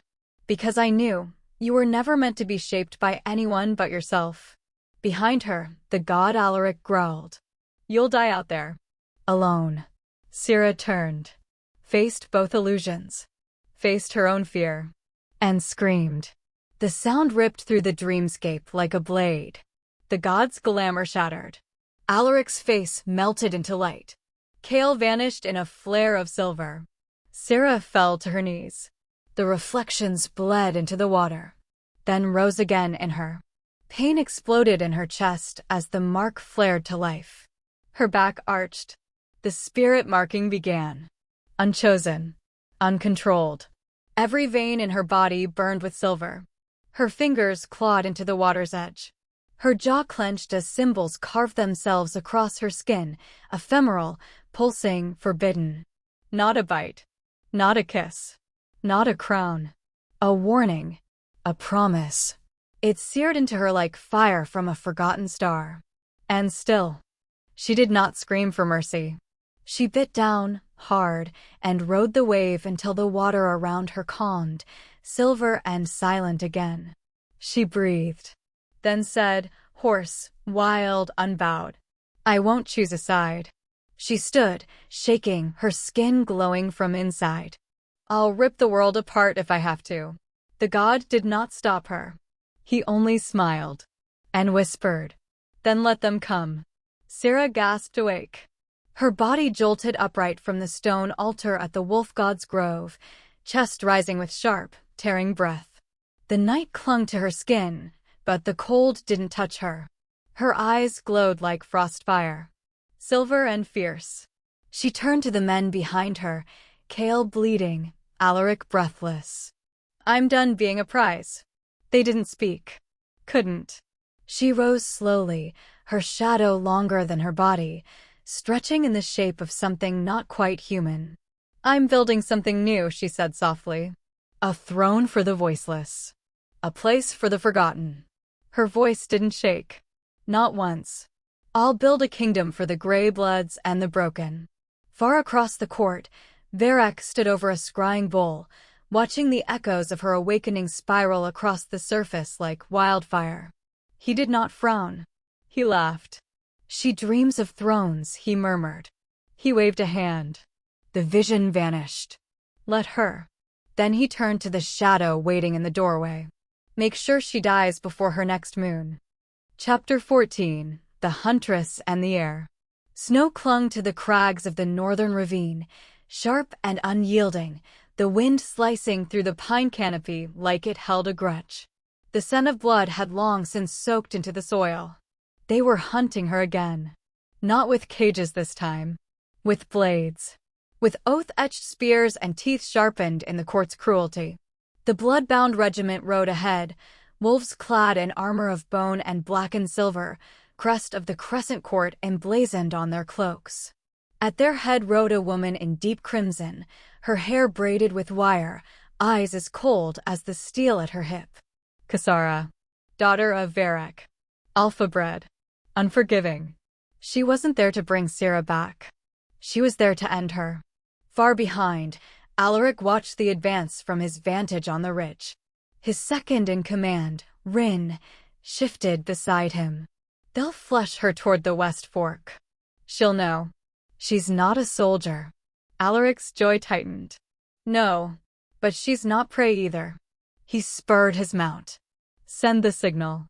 We're going in." Sira smelled the poison first. A soft sweetness in the air that didn't belong. Honeysuckle and bloodroot, sacred plants used only in rites of force shifting. Her pulse flared. Her limbs ached, skin tingling. Her wolf stirred beneath her ribs. She turned too late. Sira leapt from the rock ledge above, a spear gleaming with venom arcing through the moonlight. Sira rolled aside, felt the tip slice past her cheek, warm blood blooming across her skin. "You've been very loud for a girl who used to be silent," Sira said, circling. Sira's claws slid from her fingers, half-formed, trembling. The poison worked quickly. Sira moved with lethal grace, her own wolf nearly visible beneath her skin. "You should have died at the altar," she snarled. "But I suppose your death here will be more poetic." She lunged. Sira dodged. Fell. Clawed upward. Her breath came ragged. Her body couldn't decide, woman or wolf or something in between. Then, a voice through the trees. "Sira, hold." Alaric burst through the undergrowth, sword drawn, gold eyes burning.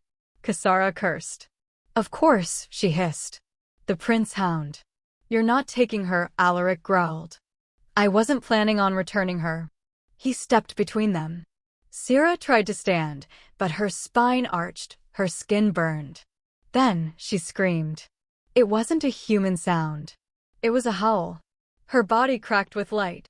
Bones reformed. Muscles tore and healed. Her hair turned silver as moonlight, her limbs elongated, her pupils gone to slits. The silver wolf emerged. Not small. Not silent. Glorious. The forest stilled. Sira recoiled, then grinned. Well, you finally woke. Sira lunged.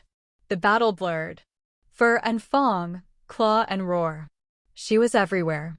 And Sira, strong, fast, trained, was not ready for what met her. The fight ended with blood on the snow. Not Sira's. But the shift cost her. She collapsed before Alaric could even speak. He caught her before she hit the earth. Her wolf form shuddered, then dissolved. Skin where fur had been. Limbs bare. Bleeding. Human again. She lay trembling in his arms, body slick with sweat and blood and the scent of raw power. Her breath fluttered against his neck. Alaric wrapped her in his cloak without a word. Held her like she would break apart otherwise. She stirred against him, bare, fever hot, fingers curling into the fabric at his chest. Then she shifted her mouth against his skin. And bit. Not hard. Just enough to make him feel it. Her voice was raw silk against his collarbone. You want to claim me? But what if I claimed you instead? He froze. She pressed closer. Her breath hot. Her lips so near. Would you let me own you, Alaric? He growled, low, soft. If you wanted to have me. His hand slid up her back, careful, steady. You'd have to destroy me first. Their breath tangled. The world paused. But he didn't kiss her. Not yet. He just held her, stronger than she'd ever been held. And carried her through the blood-streaked woods. Night fell. A tent. Firelight flickered against canvas. Sira lay beneath thick furs, skin still warm with lingering fever. She woke slowly, blinking into shadow, her body aching in every place that meant she was alive. Alaric sat beside the cot. Awake. Waiting. He didn't speak. Just offered a small, carved cup, wooden, rimmed in silver. She stared at it. What is it? Her voice rasped. Blood wine, he said. Ancient. Rare.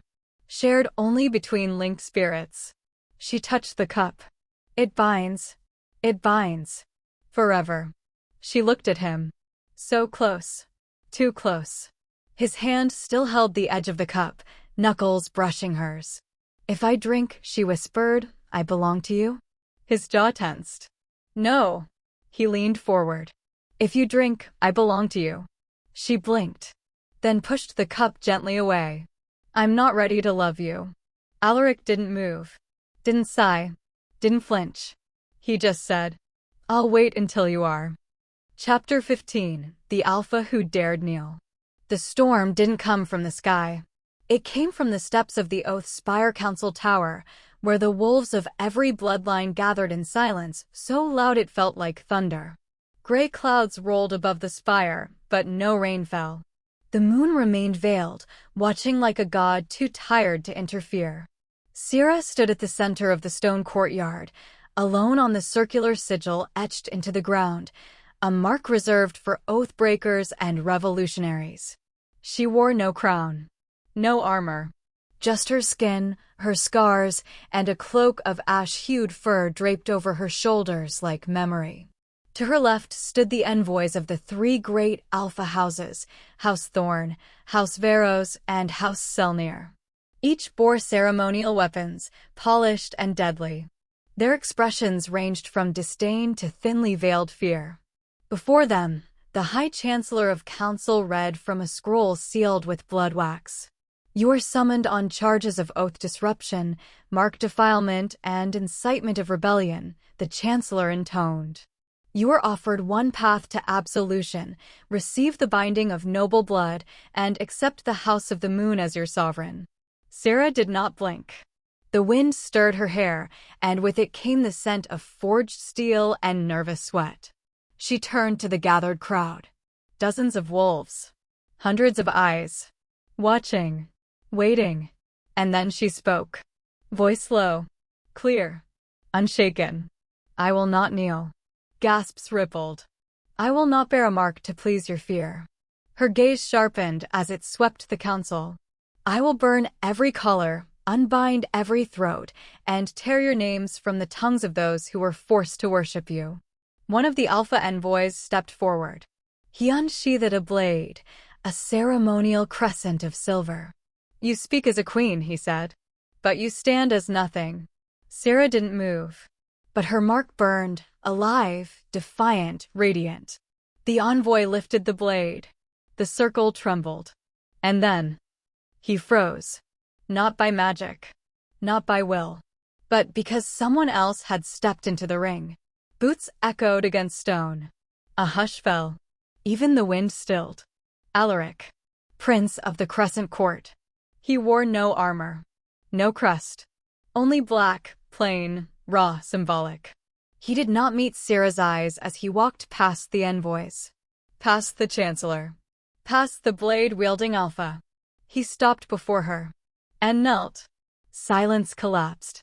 His voice was low, but rang across the courtyard like prophecy. "I, Alaric of House Duskmoor, son of the Silver Crown, hereby renounce my claim to throne and title." His eyes rose, met hers. "I kneel not to beg forgiveness, not to be spared. I kneel because I finally know who I am." He pulled a dagger from his belt and cut the ring from his own thumb. Blood ran down his hand. He held it up, palm to the moon.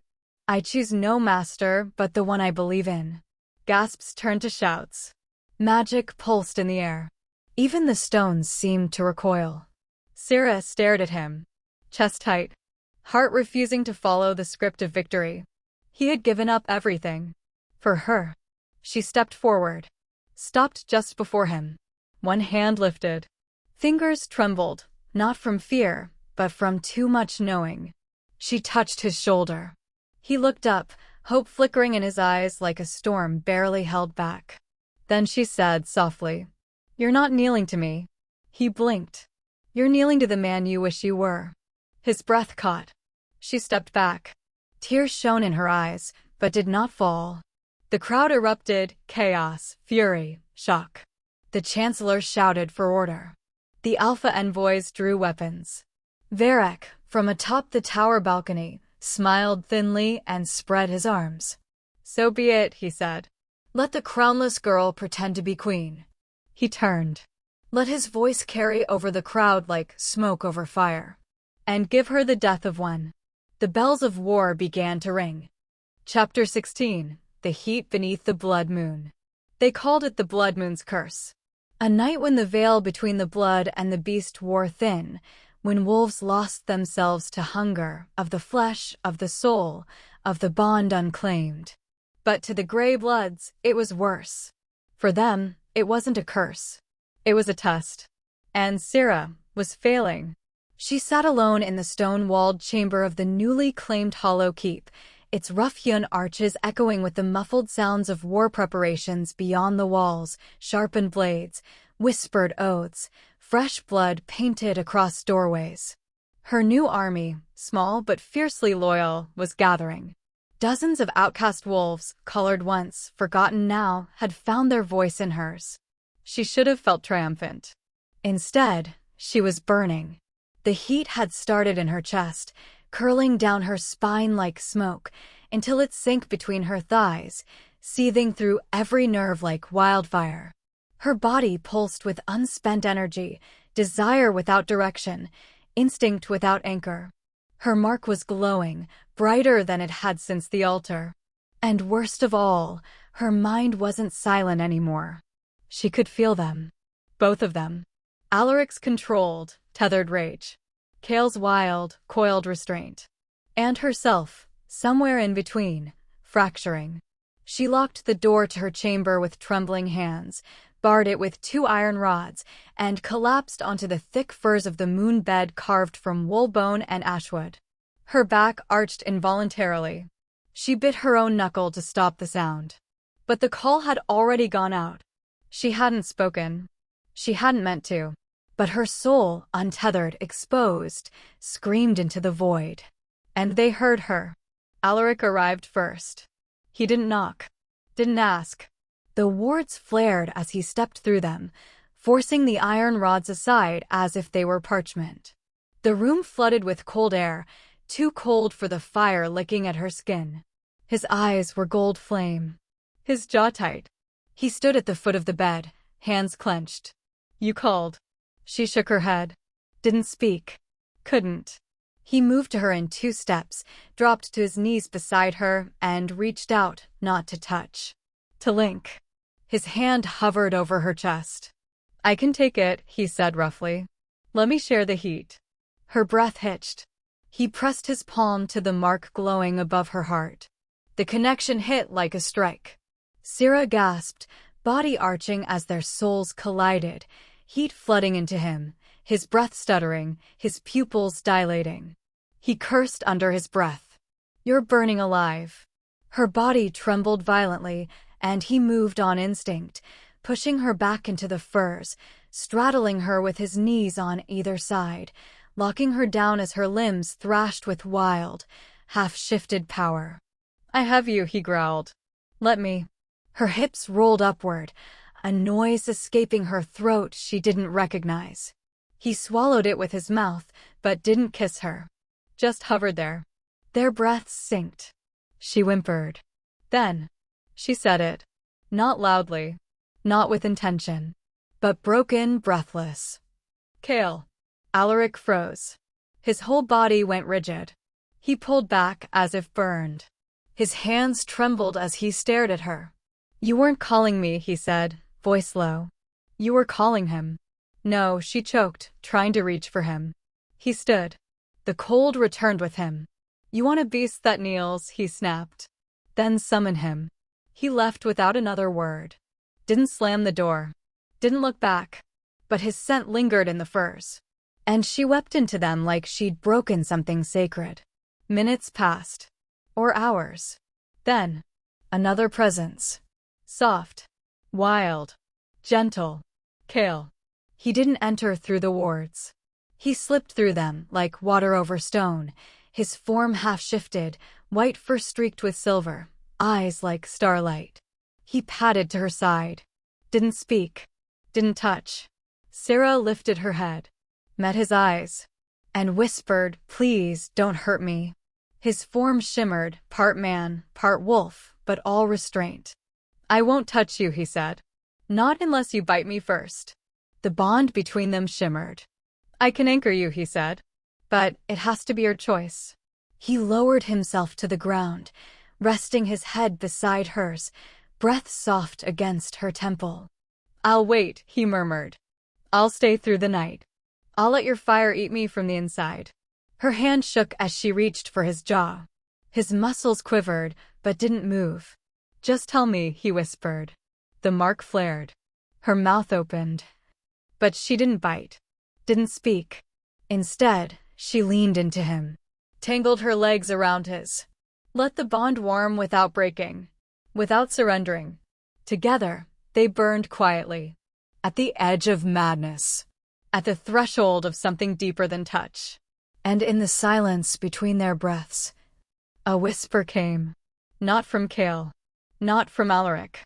But from the dark beneath the blood moon. You cannot have them both. Sira gasped. The whisper continued, curling into her like poison laced with honey. You will choose, or one of them will die. Chapter 17, marked by fire and moon. The ruined court of Thornvale had not seen an execution in 50 years. And yet today it waited, hungry. The shattered stained glass in the high arches still bled color down the throne dais. Vines crept between stone tiles, swallowing the once polished sigils of houses long fallen. And in the center of it all stood Varek, untouched by time, untouched by war, draped in ceremonial crimson, a smile carved into his face like it was born there.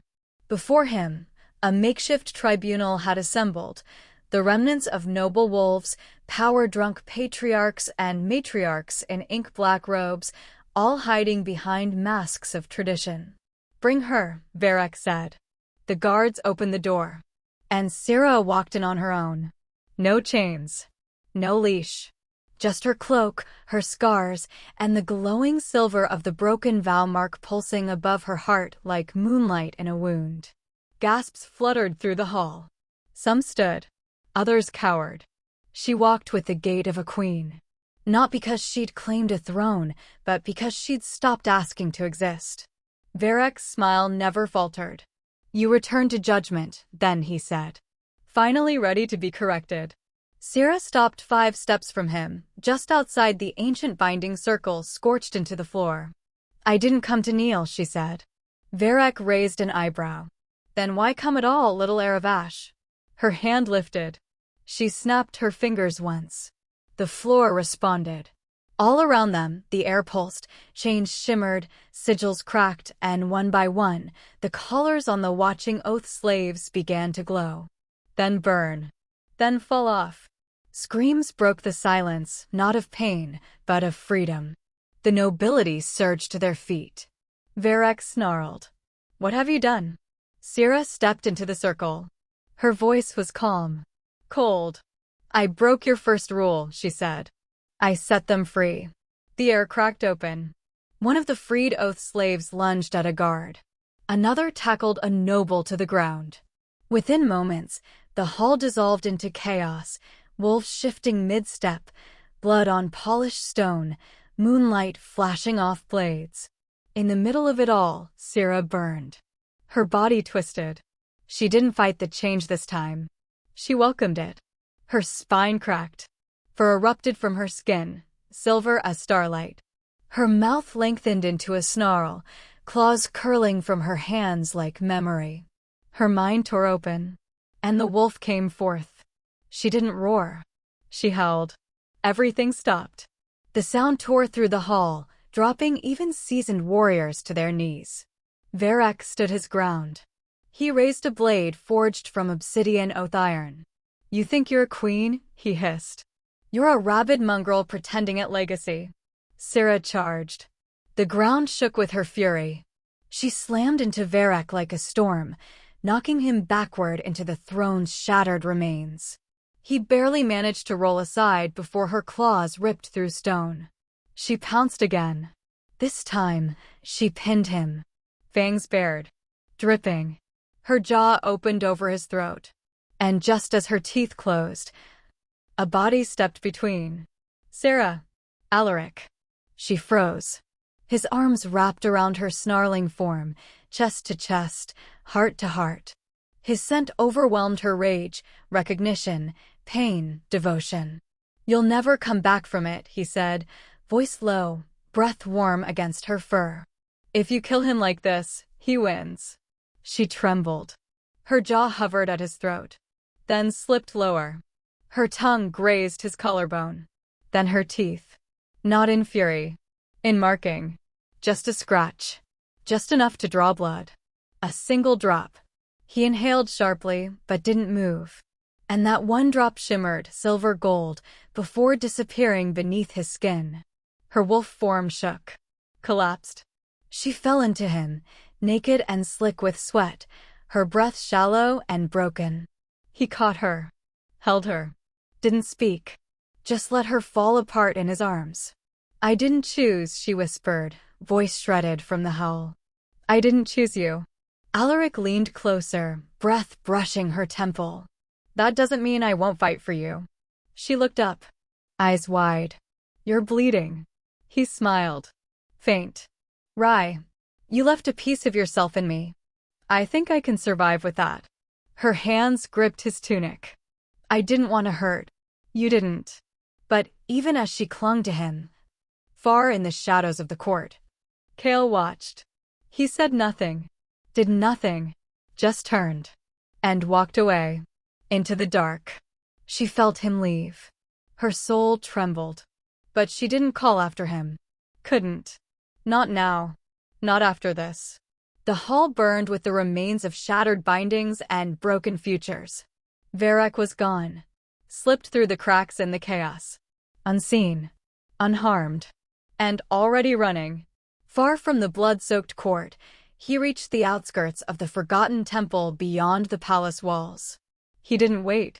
He sliced his palm open, letting blackened oath blood drip into the carved basin beneath the altar. The stone drank it greedily. The ground trembled. And the true wolf god began to stir. Chapter 18. When the first wolf opens its eyes. The tomb groaned as though the mountain itself remembered how to breathe. Stone ribs split open in the dark, old seals breaking one by one beneath the weight of Varric's blood, his palm bleeding freely into the carved basin at the heart of the tomb of the first howl. The basin hissed, veins of black red spreading across the floor like cracks in ice, drinking greedily until the air turned heavy with iron. The statues of ancient wolves, lined in silence for centuries, trembled, their eyes lit with embers. And from the pit at the center rose Ashmar. Not the dream shadow she had touched. Not the silver reflection in her visions. But the body. The first wolf. Vast, white as bone, scarred by time itself, for stiff as blades, eyes blind yet burning with a ruined divinity. His breath gusted in hot, fetid waves, thick with power so raw it cracked the stone pillars as if they were straw. Varric staggered backward but grinned wide, teeth flashing. Rise, god of oaths. Rise, breaker of worlds. The throne is yours again. But what opened its eyes was not only God. It was hunger. Sira awoke screaming. She wasn't in the hollow keep. Not in her bed. Not even in her own skin. She was inside the god. Darkness pressed against her lungs, heavy and endless, filled with voices that clawed at her mind. She stumbled through it, her bare feet leaving no mark, yet every step echoing as if on hollow stone. Where? Her voice cracked. Where am I? Light bloomed ahead. Not white. Not silver. But blood red. She ran toward it. And froze. The world unfolded into a sky made of wolves, thousands of them, writhing, devouring one another, their souls shredded into smoke. Their howls blended into screams. And above them all, a colossal silhouette bent down, jaws yawning wide. Ashmar. His head descended from the sky itself, eyes white-hot, and as he exhaled, the wolves dissolved into ash that sank into his maw. Her heart shattered. No, she whispered. No, this isn't you. She stumbled forward, hands shaking. You swore to guard us, you swore. The giant wolf's gaze lowered, and met hers. He didn't snarl, didn't roar. He smiled. Child of gray blood, the god's voice thundered across the void, vibrating her bones. You came back to me. Her breath caught. I'm not. You're the vessel, Ashmar said. The key. My broken children were a mistake. You will be my correction. The air constricted. Her skin burned. She looked down, her arms glowing with runes she hadn't chosen, her veins filled with silver fire. Her reflection in the mirrored ash was not hers. Her face blurred into something wolf-shaped, divine and human. No, no. She clawed at her own skin, shaking her head. You can't take me. I won't. The void writhed. She saw them, the freed oath slaves she had sworn to protect, pulled screaming into the god's jaws, their spirits unraveling like threads. Her scream joined theirs. Stop. Please stop. Don't use me to kill them. The voice of the god was endless. You are not meant to lead. You are meant to carry. A door cannot be queen. A door must open. The fire in her chest split her ribs from within. She fell to her knees, nails cracking against the black stone that had never been stone at all, just bone, just blood, just memory. She sobbed, but the sound was lost under the howling. Then, two silhouettes cut through the storm. One wreathed in gold flame, spear lifted toward the sky, his face cold and relentless. Alaric, the spear of ending. The other cloaked in shadow, shield raised though broken, his form battered yet unyielding. Kale, the shield of ruin. They did not move toward her. They waited. As if even here, even inside the god's mind, they knew this was her choice. Her throat tore as she screamed, I don't want to choose between you. The wolves above shrieked. The god's head bent low again, pressing its muzzle into the void until its voice filled her skull. You are the key, Ashmar said. But a key is nothing without what it opens. The ground shook, cracking into spirals that radiated from where she knelt. The fire in her veins seared upward into her skull, burning her sight white. Will you be a door, child? Or will you be a lock? The howl of the god rose, deafening, swallowing all else. Her mouth opened, desperate for air. But no sound came. Just light. In the tomb above, Varek staggered back as Ashamar's eyes flared brighter, blood dripping from the god's teeth though he had bitten nothing physical. Good, Varek whispered, trembling with awe. Take her. Break her. Be born again. And the mountain shook, as though the god had already chosen. Chapter 19, The Vow That Bleeds. The altar of the wolf god had been silent for centuries. Now it pulsed. Runes carved into the obsidian stone glowed red and silver, veins of fire and moonlight twining together, spreading outward in jagged cracks across the ground. The wolf god's breath moved through the ruins, a pressure that made the air tremble, a command older than language itself. Sira stood at the center, barefoot on the runes, cloak slipping from her shoulders. The mark over her heart glowed so fiercely it seemed carved into her flesh with light. Her body shook, not from weakness, but from the magnitude of what she was about to do.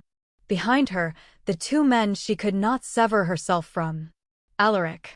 His golden eyes fixed on her like flame to kindling, jaw clenched, every muscle straining with the weight of choices he couldn't take back. Kale.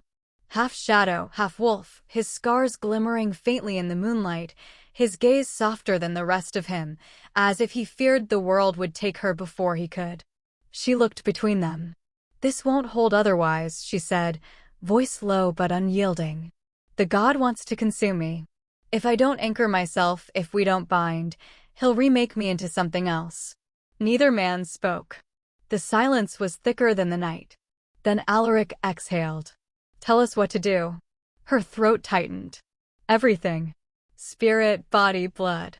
All three or nothing. The ritual began. First came the spirit. She drew both men's hands into hers, pressing their palms against the glowing sigils on the altar. The runes flared, their veins spreading into each of them.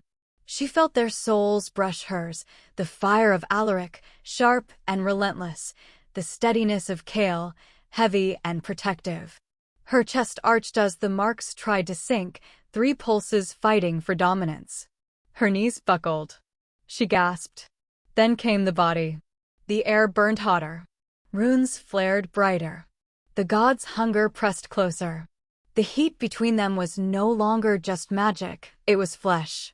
Sira stumbled, and Alaric caught her, his body pinning hers against the altar stone. Their breaths tangled, his lips at her ear. You're burning too fast, he rasped. Slow down. Her hands fisted his tunic, dragging him down. If we don't, it will kill us. Kale stepped closer, wolf light in his eyes, his body trembling with the urge to intervene. Sira. The altar screamed. Magic arced like lightning. The wolf god pushed back. Kale's body convulsed, his scars glowing white. His spine cracked as he dropped to all fours, fur erupting through his skin. His growl tore the air as his mind shattered into wolf shape, feral and unmoored. Kale, no! Sira cried. But it was too late. His wolf eyes glowed red, his teeth bared at both of them. Alaric shoved her behind him, blade already half drawn. But the god's presence twisted the blade into dust before it cleared its sheath. He staggered, blood spraying from his lips as the bond recoil struck him. Sira screamed. He fell to his knees. She caught him, her hands slippery with his blood. His golden eyes fluttered open, glassy, his breath shallow. Don't let it end like this, she begged. He tried to smile, broken. If I bite you now, it's not choice. It's survival. Tears blurred her vision. She pressed his face against her chest, desperate. Then let it be survival, she whispered. Let it be me. He shook his head. Not if it chains you. Her lips trembled. Her heart bled. And then she moved. She seized his shoulders, pulled him against her neck. Her voice shook but did not break. Bite me, Alaric. For one moment, he hesitated. His eyes filled with tears that didn't fall. Then his lips parted. His fangs sank into her skin. The world detonated. Her body arched, her cry torn between agony and release as blood and spirit bound. His teeth pierced deeper, silver fire racing down her spine. The altar blazed, their souls locked together in a scream of light that reached the moon itself. Blood dripped down his mouth. Her blood. His mark. When he pulled back, she collapsed into his arms, both of them shaking. He whispered against her temple, voice cracked with reverence and despair. "You didn't choose me. And that's all right. Just don't regret that I chose you." Her hand lifted weakly, smearing blood across his jaw. "I never will." But the howl that followed silenced her. Cale. His wolf form towered over them, eyes burning with betrayal and grief. "You said you belonged to no one," he growled, his voice barely human. "And now you bear his mark." His body trembled. His claws carved the altar stone. "You lied." The rage in his howl shook the temple. And then silence. The altar cracked. Light poured upward. The wolf god's colossal shape unfurled from the shadows, vast and terrible, its eyes fixed not on Sira, not on Alaric, but on Cale. Its voice shook the stone. "You have borne my ruin too long. Return, Oathbreaker. Sleep again." The god's gaze consumed him. And the altar roared to life, chains of light rising to drag Cale downward. Sira screamed his name, blood still fresh on her neck, her mark still burning. But the god did not falter. Chapter 20, the one she let go. The chains of the wolf god were not metal. They were silence. They were memory. They were the weight of eternity pressing down until breath itself forgot how to rise. Cale was already half gone when Sira felt him slip. His body arched once on the altar stone, then stilled, his silver eyes dimming to ash. And in the same instant, her vision tore open, her mark burning so violently that it dragged her inward. Into the ash veil. The soul plane stretched forever, a desert of gray fire and whispering wind. Shadows of wolves prowled in silence, each one a forgotten oath, each one swallowed by the void. At the farthest horizon, a figure walked away from her, tall, broad-shouldered, his back familiar enough to break her in two. "Cale." Her voice cracked. The sound traveled endlessly, but he did not turn. She ran. Bare feet cut open on the ash glass, lungs burning, tears carving silver lines down her face. The distance never seemed to close, until she screamed again, his name not in voice but in bond. He stopped, turned, and smiled. Her heart broke at the sight, because his smile was soft, resigned, a farewell dressed as mercy. "You shouldn't be here," he said. His voice was clear though no wind carried it. "You can't leave me like this," she shouted. "I'll trade, take me instead. Take my soul, take my blood mark, just don't." He shook his head, stepped closer until she could feel the heat of him again, the scent of wild pine and iron. "No, you already carry too much. You've chosen the path you have to walk. Don't burden yourself with mine." She shook her head violently, clutching at his arms. "You don't understand. I can't survive without you." His hands came up, gentle, steady, cupping her face the way no one else ever had. "Yes, you can. Because you've found something worth protecting more than me." Her throat tore with the sob she'd swallowed since the night he first said her name in wolf tongue. They stood like that a long time, the void trembling with the wolf god's pulse. Then Cale's shape shimmered, for spilling over his skin until he stood fully wolf before her, massive, scarred, radiant silver. She felt herself shift in answer, her body cracking, for blooming, paws sinking into the ash until she stood matched to him. Two wolves, pressed flank to flank in the endless gray plain. They leaned into each other, muzzles brushing, breath mingling. Her heart bled against his. Her wolf self licked the crown of his head once, a trembling vow. "If you wait for me," she whispered, voice cracking into the bond, "I swear next time I'll mark you first." His wolf's eyes closed. His breath shuddered. And then he dissolved. Not torn. Not broken, but fading like mist carried back to the god who made him. His warmth lingered on her fur for one heartbeat longer. Then only ash. Only silence. She shifted back with a sob, fell to her knees in the plain as light ripped through the sky, shattering the dream. The altar returned. Sira collapsed on the stone, gasping, her chest heaving with a grief too sharp to hold. A shadow moved. Alaric. His hands pulled her against him, wrapping her in his cloak, his chin pressed to the top of her head as she trembled against him. He said nothing at first, just held her until her sobs ran dry. Finally, his voice broke the silence. He's not coming back. Her body stiffened. She lifted her head, eyes raw, glowing faint with silver. Then we destroy it, she whispered. Her voice no longer shook. Every rule, every chain, every god that thinks it can take him from me. Her hand fisted in his tunic, pulling him close, her eyes alight with fire that was no longer just hers. We burn their world, she said, her voice soft but sharp as a blade. And build our own from the ashes. The altar groaned beneath them, as though the god himself had heard. But for the first time, Sira didn't tremble. She only burned. Chapter 21, The Throne That Bled. The ruined seat of the Howl had once been a temple. Wolf said the first kings had raised their vows here, bleeding into the stones until the mountain itself knew their names. Now its columns leaned like drunks, banners shredded by storms, the throne a cracked relic of bone and steel. Sira stood before it, her shadow long and sharp against the firelight. The mark on her chest burned silver, her cloak ash dark, her voice carrying not as plea but as decree. I am Sira Wynn, she said. Silver blood, gray blood, oath breaker, oath giver. And from this day, there will be no more colors. No more ranks of blood.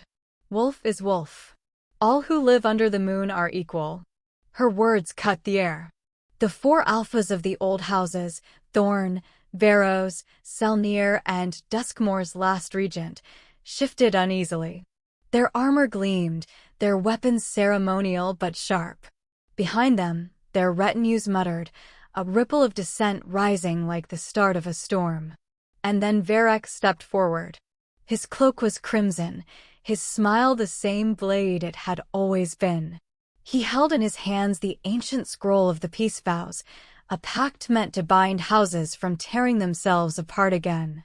I wondered, Varek said, voice smooth, how long it would take the mongrel queen to bare her teeth. He lifted the scroll and ripped it in half. The sound echoed like thunder. Gasps. Shouts. The chamber erupted with chaos, wolves half-shifting, blades half-drawn. The peace of the moon is broken, Varek declared. The lines are drawn. Choose now, the silver heresy, or the blood that has always ruled. The old throne cracked further, as if even stone couldn't carry the weight of his words. When the hearing broke apart into shouting factions and clashing claws, Alaric pulled Sira aside into a shadowed corridor. His eyes were fire, but not for the others. You think you can rewrite the laws of wolves overnight? His voice was low, sharp, too close. She faced him, chin high. The laws are chains. You said yourself you'd kneel for me. I knelt for you, he snapped, not for this.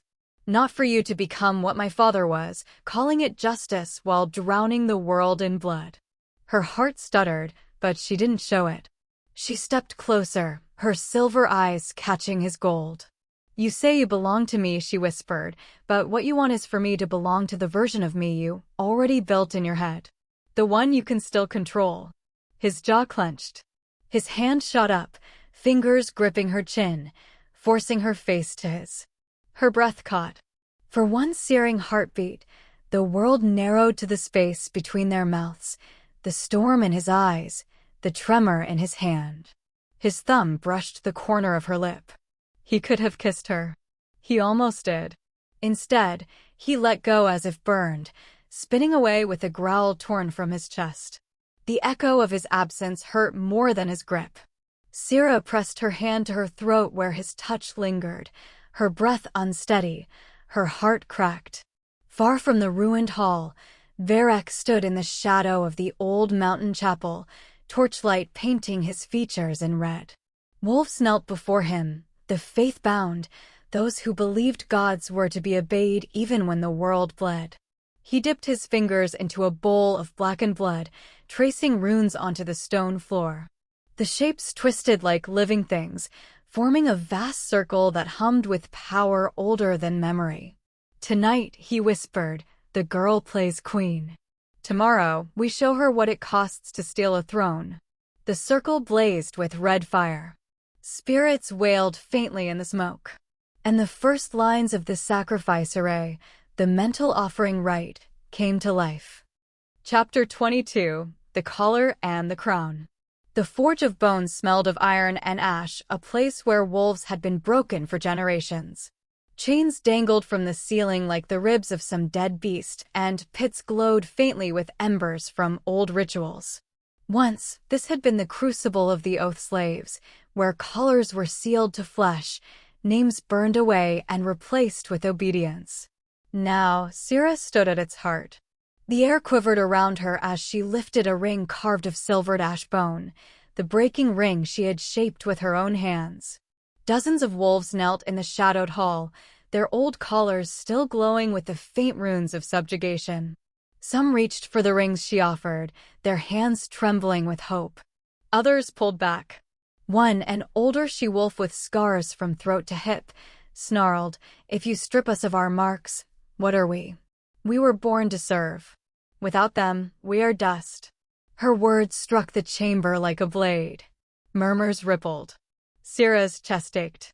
She had fought for this moment, for them, and still, half of them clung to their chains.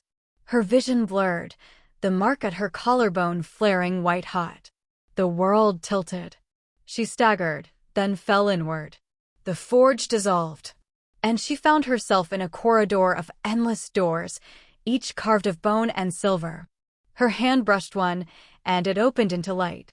Memory poured out. Not hers. Not fully. Kale. She saw him as a boy, dragged through these same halls, forced to kneel before the altar of a god who demanded obedience. His back lashed raw, his eyes defiant even as his body trembled. She saw him lift his gaze once, toward a crib not far from the altar. Inside it lay a child with a faint silver mark already etched into her throat. Herself. Her body turned to ice. "No," she whispered. "That's not." The god's voice thundered from nowhere, everywhere. "From birth, you were carved to hold me. Do not pretend choice. You are the vessel, nothing more." The memory bled away, leaving her gasping, clutching her chest. Alaric was there, steadying her before she collapsed. His hands were strong, too careful, his face unreadable, but his eyes burning with something close to fear. "You saw it, didn't you?" he said. Her throat locked. He gritted his teeth. "You were never free. You were theirs before you spoke your first word." She pulled from him like his touch burned. "Don't say it. I have to." His voice cracked on the edges of control. "You want to tear down gods, houses, blood itself, but you're bleeding yourself out to do it. I can't let you. I won't stand by and watch you become him." Her head snapped up. "Him?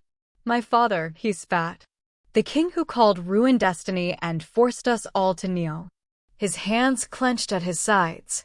"I want to protect you, not follow you into the same madness." The silence between them was sharp as a blade. Then Sira's lips parted, but it wasn't in the tongue of men. It was the wolf speech, the raw resonance that made bone shiver and blood answer. "Then you are not worthy to say you belong to me." Alaric flinched, like the words had clawed into his ribs. His eyes blazed, his jaw tight, but he didn't step forward. Didn't beg. And for the first time, a true chasm yawned between them, wider than war. Sira turned from him, her breathing ragged, her heart split wide open. The gathered wolves still knelt, waiting, their eyes searching hers for something, an answer, a promise, a truth they could cling to. Her hand rose to her throat. The silver oath collar, forged as much from her own blood as from god-runed chains, pulsed faintly beneath her skin. She gripped it and tore. The pain was blinding. The ring snapped, shards scattering to the stone floor. Her skin burned, blood running fresh across her collarbone. But she lifted her head, her voice carrying like thunder across the forge. No more. Her silver eyes burned bright as fire. From this day, we are not bound by collars, by marks, by blood. Her chest heaved, and her voice broke raw and fierce.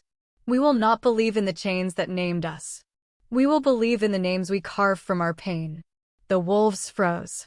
Then, slowly, one by one, they began to rise, hands going to their collars, breaking them, bleeding, crying out in voices that were not oaths but their own. Alaric watched from the shadows, eyes unreadable, the echo of her wolf speech still carved into his chest. Far from the forge, Varrock watched through the smoke of his ritual flame, lips curling in cruel satisfaction. "Good," he whispered. "Break yourself, little vessel. The weaker your soul, the stronger the god will wear it." Chapter 23: The Prince Who Chose Wrong. The broken oath spire had once crowned kings. Now it rotted in silence, a tower of cracked bone and stone jutting against the night like a jagged tooth. Beneath its ruins lay the secret vaults of Thornvale, crypts no one entered without leaving a part of themselves behind. Alaric's boots echoed on the spiral steps as he descended into the dark. His breath came ragged, shoulders raw where Sira's words had left wounds deeper than any blade. "Not worthy to say you belong to me." He had replayed it in his mind until the words cut grooves in his skull. The deeper he went, the colder it became. Torches sputtered along the carved walls, illuminating shelves of relics, oath chains, discarded crowns, shattered collars of kings too proud to fall quietly. At the end of the corridor, a door of black iron awaited, sealed by 3 marks of wolf blood. Alaric pressed his hand to the lock. The sigils flared, seared into his palm, but he didn't flinch. Pain was welcome. Pain meant he was still tethered to his body. The door opened with a groan that sounded like a beast's death rattle. Inside, the vault waited. And so did Varrock. He stood in the center, crimson cloak brushing the stone, hands clasped behind his back as though this was a stage and Alaric had arrived late to the performance. "I wondered," Varrock said softly, "how long it would take my son to return to the place where he failed." Alaric froze. "Failed?" The older wolf's smile was slow, deliberate. "Do you really think she was the only vessel marked by the god? You, Alaric, were once the chosen one. The stone tested you. And you broke. That scar on your chest isn't shame, it's rejection." The words struck harder than steel. Alaric's hands shook. "You're lying." "Am I?" Varrock's eyes gleamed. "Why do you think your father raised you to be more weapon than son? You were meant to carry the wolf god, just as she is now. But you were too human. Too soft." The vault's silence became suffocating. "And here you are," Varrock continued, "chasing a girl who carries what you could not. The irony is exquisite." Alaric surged forward, fist striking Varrock's jaw. The older man staggered but laughed through blood. "She saved your mother once. Did you know?" The words stopped him cold. "What?" "When your mother was pregnant, she was cursed. The child was meant to die. A silver-marked girl, not yet 10, healed her womb. Without her, you would never have drawn your first breath." "And what did you do, Alaric?" "Years later, when the council sought the vessel again, you gave them her name." His blood froze. His vision tunneled. He saw it, the memory of signing the warrant, the way he thought it meaningless, a name to appease his father's paranoia. He hadn't known. He hadn't wanted to know. And now he could never undo it. A cry tore from his throat, half snarl, half sob. He seized one of the kneeling oath servants who had crept into the vault, a relic keeper bound to Varrock's bloodline. With a blade of wolf iron, Alaric cut him down where he knelt, blood splashing hot against the cold floor. Varrock sneered. "Now you begin to look like a king." But Alaric wasn't looking at him. He was looking at the heart of the vault, at the wolfstone core, pulsing with black and silver light, fragments of the god's first breath sealed within crystal. He staggered to it, hands trembling, blood dripping from his wrist where he had cut himself open. He pressed his wound to the stone. The core flared. Light exploded, branding his chest with a fresh sigil, a reverse mark, jagged and raw. Pain burned through his veins, searing him open from within. He felt his knees, clutching the core, blood streaming from his mouth. Then he raised his head, eyes burning gold white. "No more waiting," he rasped. His voice shook the vault. "I will not let her choose me. I will be her only choice." He lifted the blade, slashed across his own shoulder, teeth sinking into his blood like an oath. "I vow," he growled, voice cracking into a roar, "to be her lock, to bind her fire, to chain her moon. If she will not crown me, I will be her collar." Varric watched, satisfaction and horror mingling in his eyes. Alaric rose. The wolfstone core burned in his hand like a heart torn from the chest of a god. Blood dripped from his lips as he whispered, almost tender, "If she does not name me her king," he smiled, sharp and broken, "then I will be her cage." Chapter 24. The Night She Couldn't Run. The hollow spire towered over the gray blood camp like a bone thrust into the sky, its topmost chamber a cage of stone and shadow. Once, it had been a watchtower for kings. Tonight, it was her prison. Alaric had come at dusk, storming past her guards, ignoring the protests of those who had begun to call her queen. His cloak was torn from battle, his eyes wild with something darker than anger. He dragged her through the halls with a hand firm around her wrist, his scent thick with iron and fire. "You think I'll let you disappear into their chants and dreams?" he growled, forcing the door of the spire's highest chamber open. "You think I'll watch you bleed yourself out for them for him?" The chamber was bare, a bed of wolfskin furs, a brazier still glowing with ash, walls lined with old vow runes. She jerked her arm free, silver eyes flashing. "You don't own me, Alaric." He turned, and in his hand gleamed the wolfstone core, the shard of godlight he had ripped from the vault. Its glow pulsed like a living heart, black and silver threads crawling over his palm. "You will," he said softly. Before she could move, he pressed the core to the runes carved into the chamber's floor. The symbols flared, spreading like veins of fire until they encircled her. The mark at her throat screamed in answer, light bursting from her collarbone, silver chains no one had forged, but both could feel tightening around her soul. She collapsed to her knees with a gasp. The bond snapped into place, raw, unyielding, violent. His breath shuddered as it hit him too, staggering him, but he didn't release the core. 24 hours, he whispered, crouching before her, his eyes burning into hers. "You will feel me in every thought, every heartbeat, every breath." She clawed at the air between them, tears stinging her eyes as she tried to wrench the link apart. Her spirit strained, burned, cracked, then failed. The chain held, and with it came the invasion. She didn't sleep that night. Not truly. But dreams found her anyway. In the ash-gray haze of the link, Kale appeared, his wolf shape dissolving into silver sparks, his voice faint as wind over graves. "Sira." He reached for her, but his hand scattered into mist before he touched her cheek. She screamed, reaching for him, but another presence seized her wrist. Alaric. Not in flesh, but in mind. His lips brushed the inside of her wrist, where her pulse pounded frantic, his voice a low growl against her skin. "You don't want to escape," he murmured. "You want someone to tear through you until you stop pretending control." Her body betrayed her, heat rising, her wolf mark flaring, her breath catching in her throat. She jerked her hand free, snarling. "You're turning me into you." He smiled in the dream, dark, cruel, and tender all at once. "Good. At least you'll stop waiting for dead men to save you." His mouth hovered at her ear, whispering fire into her bones. "At least you'll fight like a wolf who knows her own hunger." She woke trembling, nails dug into her palms, his scent still lingering though the chamber was empty. The night bled toward dawn.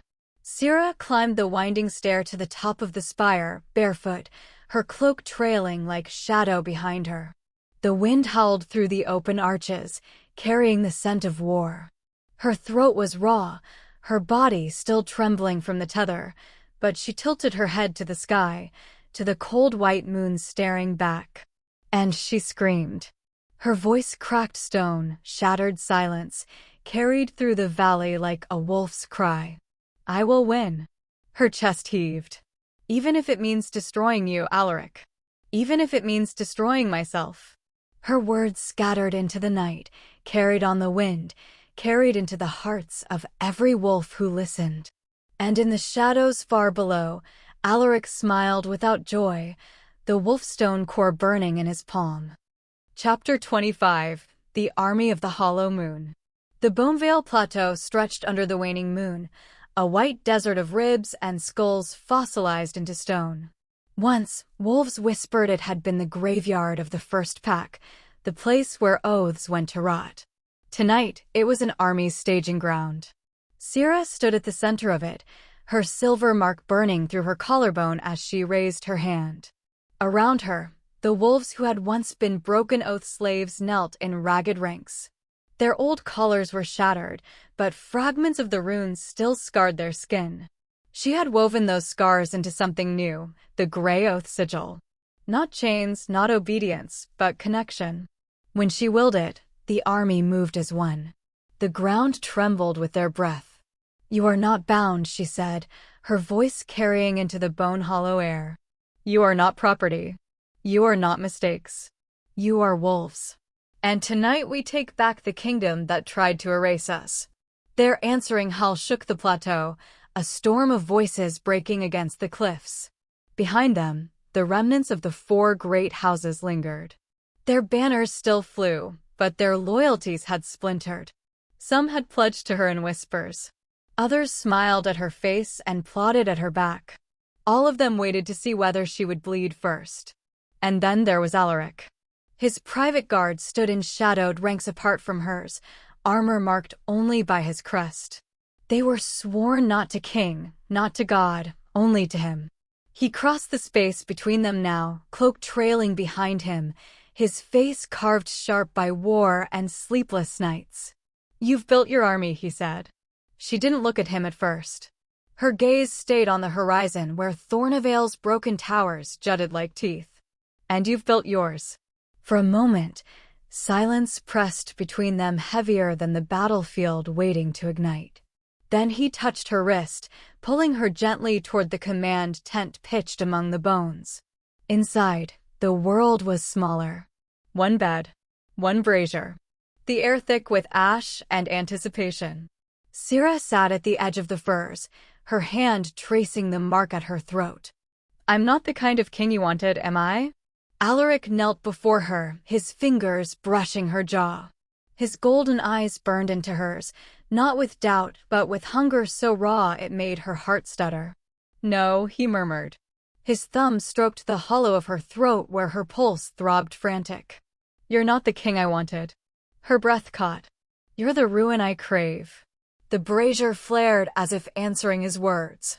She shivered, not from cold but from the weight of him, his scent, his closeness, the tether between them straining until it nearly split. And then she stopped pretending restraint. Her hands dragged him down, mouths crashing, breath stolen. The firs tangled as his body pressed hers into the earth. No collars, no crowns, no gods, just heat, skin, the ache of need long denied. His teeth grazed the scar he'd left at her neck. Her nails carved red down his shoulders. The link between them surged, spirit to spirit, mind to mind, until they couldn't tell where one ended and the other began. Say it, he growled against her mouth, voice breaking. Say you want this. Her answer was a gasp torn from her lungs as she arched into him. I want the fire, even if it burns me alive. He kissed her like a promise and a curse, and when they broke apart, the taste of blood lingered between them, sealing something that words never could. The night bled into dawn. Sira stood armored, hair braided with silver cords, her eyes reflecting the pale light of war. Around her neck hung a chain, Kale's broken oath link, darkened with blood and memory. She touched it once, steadying her breath. "He won't have died for nothing," she whispered. The horns blew then, low, mournful, rising into fury. The army stirred, banners unfurling, the plateau shaking with the first steps toward battle. Wolves howled as the horizon blazed with fire. Sira lifted her hand. The hollow moon army answered her, their gray marks burning like stars across the battlefield. And above the city's black spires, a shadow vast as night itself stretched open its jaws. The wolf god's silhouette crowned the castle, its eyes burning through stone and sky. The end had come. The war to decide not just a throne, but the shape of the world. Chapter 26. The War Beneath the Two Moons. The Two-Moon Pass was a scar carved into the mountains, wide enough for armies to bleed through. That night, the sky split with light, the pale full moon and its blood-red twin rising together, staining the battlefield silver and crimson. The ground shook with howls. On one side, Sira's Silver Oath Legion, the hollow-eyed ranks of oathbreakers who had reforged their chains into weapons. Their gray marks glowed like burning brands, their voices raised in a howl that promised freedom or death. On the other, the pure-blood phalanx, banners of the great houses snapping like the wings of carrion birds. Armor gleamed, their blades ruined with centuries of privilege, their voices snarling with the promise of extermination. Between them, the mountain shivered under the weight of the gods stirring. The first clash tore the air apart. Wolves slammed into wolves, teeth sinking into throats, claws rending flesh. The plateau cracked beneath stampeding paws. Arrows rained, tipped with silver fire, igniting fur and bone alike. Sira stood at the front, silver eyes blazing, her hands carved with light. When she raised them, the gray sigils of her army pulsed, and the broken oath blood surged forward in unison. For every wound, she fed strength back through the bond, pain knitted into fury. "Push," she cried. Her voice was thunder. "Tonight we are not chained, we are wolves." Beside her, Alaric moved like fire incarnate, his sword cutting arcs of light through the enemy, his eyes wild. Each time their gazes met across the chaos, their bond sparked, a pulse of heat that made her veins sing. But on the ridge above, Varek raised his hands. The ground cracked, swallowing bone and blood into a circle of runes older than kings. "Rise," he whispered, his voice amplified by the moons. "Rise, Ashmar. Feed." The air howled as the soul vessel array ignited. And out of the smoke rose the shadow of the wolf god, not whole, but vast enough to blot out the stars. Its eyes burned white, its jaws stretched wide, and every scream of a gray blood soldier was dragged upward, torn from their throats and pulled into its maw. "No!" Sira staggered, clutching her chest as dozens of her warriors fell at once, their souls devoured. Alaric caught her arm, pulling her upright. "Stay with me." She clenched her teeth, channeling the broken link to anchor those still alive. The strain ripped fire through her veins, tearing her spirit in two. Then their bond flared, her light, his fire. They pressed together, hands joined, voices roaring as one. Their combined resonance cracked the god's shadow's snout, sending it reeling for a moment. But the bond slipped. The strain was too much. Her scream tore from her chest as the link snapped backward, backlash slamming into her. Blood burst from her lips, her knees giving out. Alaric caught her before she hit the ground, dragging her into the fire-lit rubble of a broken barricade. Arrows hissed overhead. In the smoky haze of the field tent, hours later, she stirred weakly. Her body was pale, her lips cracked. Alaric knelt beside her, shirt torn, wounds unbound, his hand steady against her heart. Her lips parted, a whisper escaping like a knife twisting in his ribs. "Kale." His breath stopped. He stared down at her, his jaw clenched so hard it ached. For one heartbeat, he almost let go. almost left her to the ghost she still called. Instead, he bit his wrist, pressed the wound to her lips, forcing his blood between them. Her throat convulsed, silver marks flaring faintly, her life tethered again by his fire. Her eyes fluttered open, dazed, and she rasped, "You save me because you want my gratitude, or because you regret not dying in his place?" His laugh was bitter, broken. "No." He gripped the edge of the cot, then ripped open his chest with his claws, exposing the raw mark carved by the wolfstone core. Blood poured freely, but his voice was iron. "I don't fear dying in your dreams. But don't forget this." His golden eyes seared into hers, fierce, trembling with the edge of desperation. "I am the only reason you're still alive." Her breath shuddered, caught between fury and need, between grief and hunger. The bond between them burned hotter, twisted tighter, every pulse a chain neither could sever. Outside, the battlefield roared again. The wolf god's shadow thickened, its form solidifying as more gray bloods fell, their souls ripped upward. Varek stood beneath it, arms outstretched, his face alight with exultation. "She cannot be king," he howled. "But if she dares, then I will be God." His voice carried across the torn plateau, sharp as a blade. "Kill her. Now." The god's shadow opened its jaws, and the army trembled. The end had begun. Chapter 27: The Wolf Who Would Be God. The Oathstone ruins burned.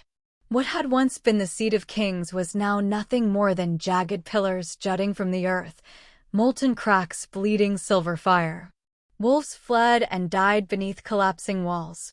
Above it all, the sky churned with stormlight as a shadow vast as eternity unfurled, Ashmar, no longer phantom, but flesh. Except it did not stand alone. Varek's body had fused into the god's chest, his face stretched into something inhuman, his arms wrapped in living flame. His voice echoed with two throats, one human, one divine. "Bow," he thundered. The sound shook marrow. Wolves fell to their knees against their will, collars flaring, old oaths snapping back into place like chains. "I am your king. I am your god." Sira stumbled to her feet amid the wreckage, her chest heaving, her silver eyes defiant even as the god's presence pressed down like the weight of mountains. "No," her voice cracked, but it carried. "You are nothing but a thief of names." Varek's inhuman gaze turned to her, burning with contempt. "And you are the vessel I was denied. Come to me, child. Fulfill what you were made for." Pain stabbed through her skull. Her knees buckled, light searing across her throat. She could feel Ashmar clawing at her bones, hollowing her into a cage. Not like this. Her fingers groped at the chain around her neck, Kale's broken oath link, blackened with ash. She tore it free, and it flared with silver sparks. His voice whispered faintly through the smoke. "Sira, I'll guard you, even if it's only a shadow." She screamed, slamming the chain into the ground. It unraveled into spectral links that lashed upward, coiling around Ashamar's massive limbs, dragging part of its consciousness down into the earth. The god roared, the world quaking. Alaric staggered forward through fire and dust, sword blazing with runes he had carved into his own skin. His eyes burned wild, his body bleeding from wounds that would have killed another man. He raised the blade, the Oathbreaker shard, forged from the fractured vows of generations, and plunged it into Varek's side. The scream that followed was not human. The ruins shook apart. The god's form cracked, spilling blinding light. But the backlash hit Alaric like a flood. His body convulsed, his mind flooded with god voice, with memories that weren't his, with the pull of madness. He fell to his knees, blood pouring from his nose and mouth, his chest heaving with broken gasps. Sira was there in an instant, catching him, shielding him with her own body as fire and shadow rained around them. She stared up at the god, and then down at the man trembling in her arms. "I won't be your container," she spat, her voice ragged. She pressed her forehead to Alaric's, her nails digging into his shoulders. "I won't be your vessel. I'll be the wolf's rebellion." His eyes, glazed with blood and fever, met hers. "You'll burn," he rasped. She kissed him, fierce and desperate, her mouth tasting of iron and smoke. Her breath broke against his ear. "Then burn with me." Her lips moved down his throat, her teeth grazing skin, her blood dripping into his wounds. His answering snarl was half pain, half hunger. Their marks flared, tethering spirit to spirit, body to body. For one impossible moment, they weren't two wolves. They were one. The bond erupted, silver fire and golden flame colliding, fusing into something neither god nor mortal, the silver cinder wolf, its form howling through both their bodies, spirit and flesh aligned. They rose together, eyes blazing, hands locked, lips still wet with oath blood. And they leapt. The clash shattered the ruins. The silver cinder wolf tore through Ashamar's shadow, its fangs snapping chains of centuries. Varek screamed, his body breaking apart inside the god's form, but even as his flesh disintegrated, he reached with the last of his will. "You cannot kill a god," he hissed.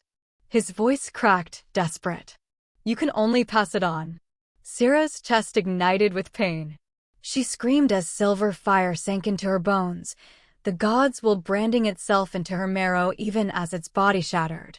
Alaric's arms closed tighter around her, but the mark seared through both of them. Above them, Kale's shadow flickered one last time in the spirit realm. He stood at peace, his eyes on them, his mouth curved into a faint smile. Then he dissolved into light, gone forever. The god's body exploded. Varek's last cry was swallowed in the blast. When the dust cleared, Sira and Alaric stood alone, the battlefield silent, wolves staring in shock. The god was gone. But in Sira's eyes burned a new fire, deeper than moonlight, sharper than any blade. The fire of a vessel. The fire of a god. Chapter 28, The Crown That Burned Her. The hollow throne was no longer just stone and silver. It pulsed with something older, something alive. Wolves knelt in the vast ruined hall, banners torn, bodies still marked by the ash of war. They had chosen her. Or perhaps the world itself had. Sira stood at the foot of the throne, her breath shallow, the silver light in her eyes refusing to dim. They called her king, queen, savior. But beneath her ribs, something else moved, a slow, steady gnawing. The god's voice. It did not scream anymore. It whispered, "Take the crown. Take them all. You are not wolf, not woman. You are eternity." Her hands trembled as she lifted the circlet of fractured moonstone from its altar. The weight seared her palm, cold and hot at once. She clenched her jaw, swallowing the fire in her throat. Behind her, she felt him. Alaric. He had not bowed with the others. He had not spoken. He simply stood in the shadows of the broken court, watching her with eyes that burned and bled. "Don't," he said quietly. She turned, the crown gleaming in her hands. "You can't stop this," she whispered. His fists clenched. "Then let me carry it with you." Her throat closed. The god's whisper surged, pressing against her bones. "Cut the tether. End him before he ends you." She shook her head. "No. If I let you in again, I'll drag you into this ruin with me." He strode forward, fury cracking his composure. "And if you cut me off, you'll vanish into it alone." "That's worse than death, Sira." Her chest heaved. For a heartbeat, she wanted to collapse into him, wanted to beg him to lock her down with the fire of his arms, his mouth, his blood. But she could already feel the god's shadow bleeding through her thoughts, replacing them. She couldn't give him that. So she chose cruelty. The next moment she moved, faster than she'd ever let herself. She shoved him onto the throne, the crown clattering to the steps as she climbed into his lap. His gasp was half fury, half want. "Sira." She silenced him with her mouth. Her kiss was savage, desperate, her teeth grazing, her nails raking across his chest until his blood slicked her fingers. His hands caught her hips, gripping hard enough to bruise, as if he could hold her in place and never let go. She pushed harder, tasting iron, pressing him back into the throne as if to carve his shape into it. His growl rumbled against her lips, his wolf surging to the surface. "You think this will make me let you go?" he snarled. Her answer was a whisper broken by sobs and heat. "This is the last time." His eyes flared wide, gold burning wild. "No." She rocked against him, her body trembling, every nerve alight. Their bond flared once more, spirit slamming into spirit, until she felt herself fracturing. She dragged his hand to her throat, pressing his palm over her mark. "Take me," she begged, "before I disappear." He kissed her like he meant to break her, like he could pour his fire into her veins and burn the god out. For a moment it almost worked, her body arched, her cry splitting the silence of the throne room, their spirits colliding in a blaze of unbearable heat and release. But when it ebbed, she was crying silently, tears streaking silver down her cheeks. He held her tighter, shaking his head, his voice hoarse. "Don't do this. Don't you dare leave me like this." She touched his face with trembling fingers, memorizing every line. "You love the part of me that's still human," she whispered. "But I'm already losing her." He seized her wrist, his voice breaking. "Then let me love the rest. I don't care if you burn." Her lips brushed his one final time, softer than the first breath of snow. "I do." When dawn bled into the throne hall, the crown lay heavy in her hand. She set it upon her head, its weight pressing her spine like chains of fire. Alaric still sat slumped in the throne, chest rising and falling, blood smeared across his skin from where she had clung to him.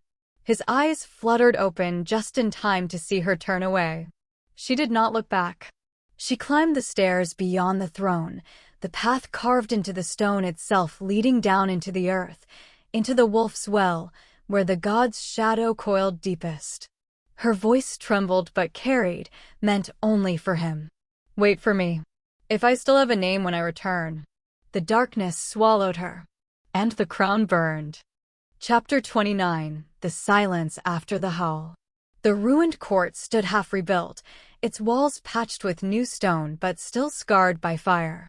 Once it had been the throne of kings, the seat of gods. Now it was a husk that smelled of dust and blood, its banners replaced with plain gray cloth. Wolves gathered beneath its broken arches not to kneel, but to speak, to argue, to grieve. At their center stood Alaric.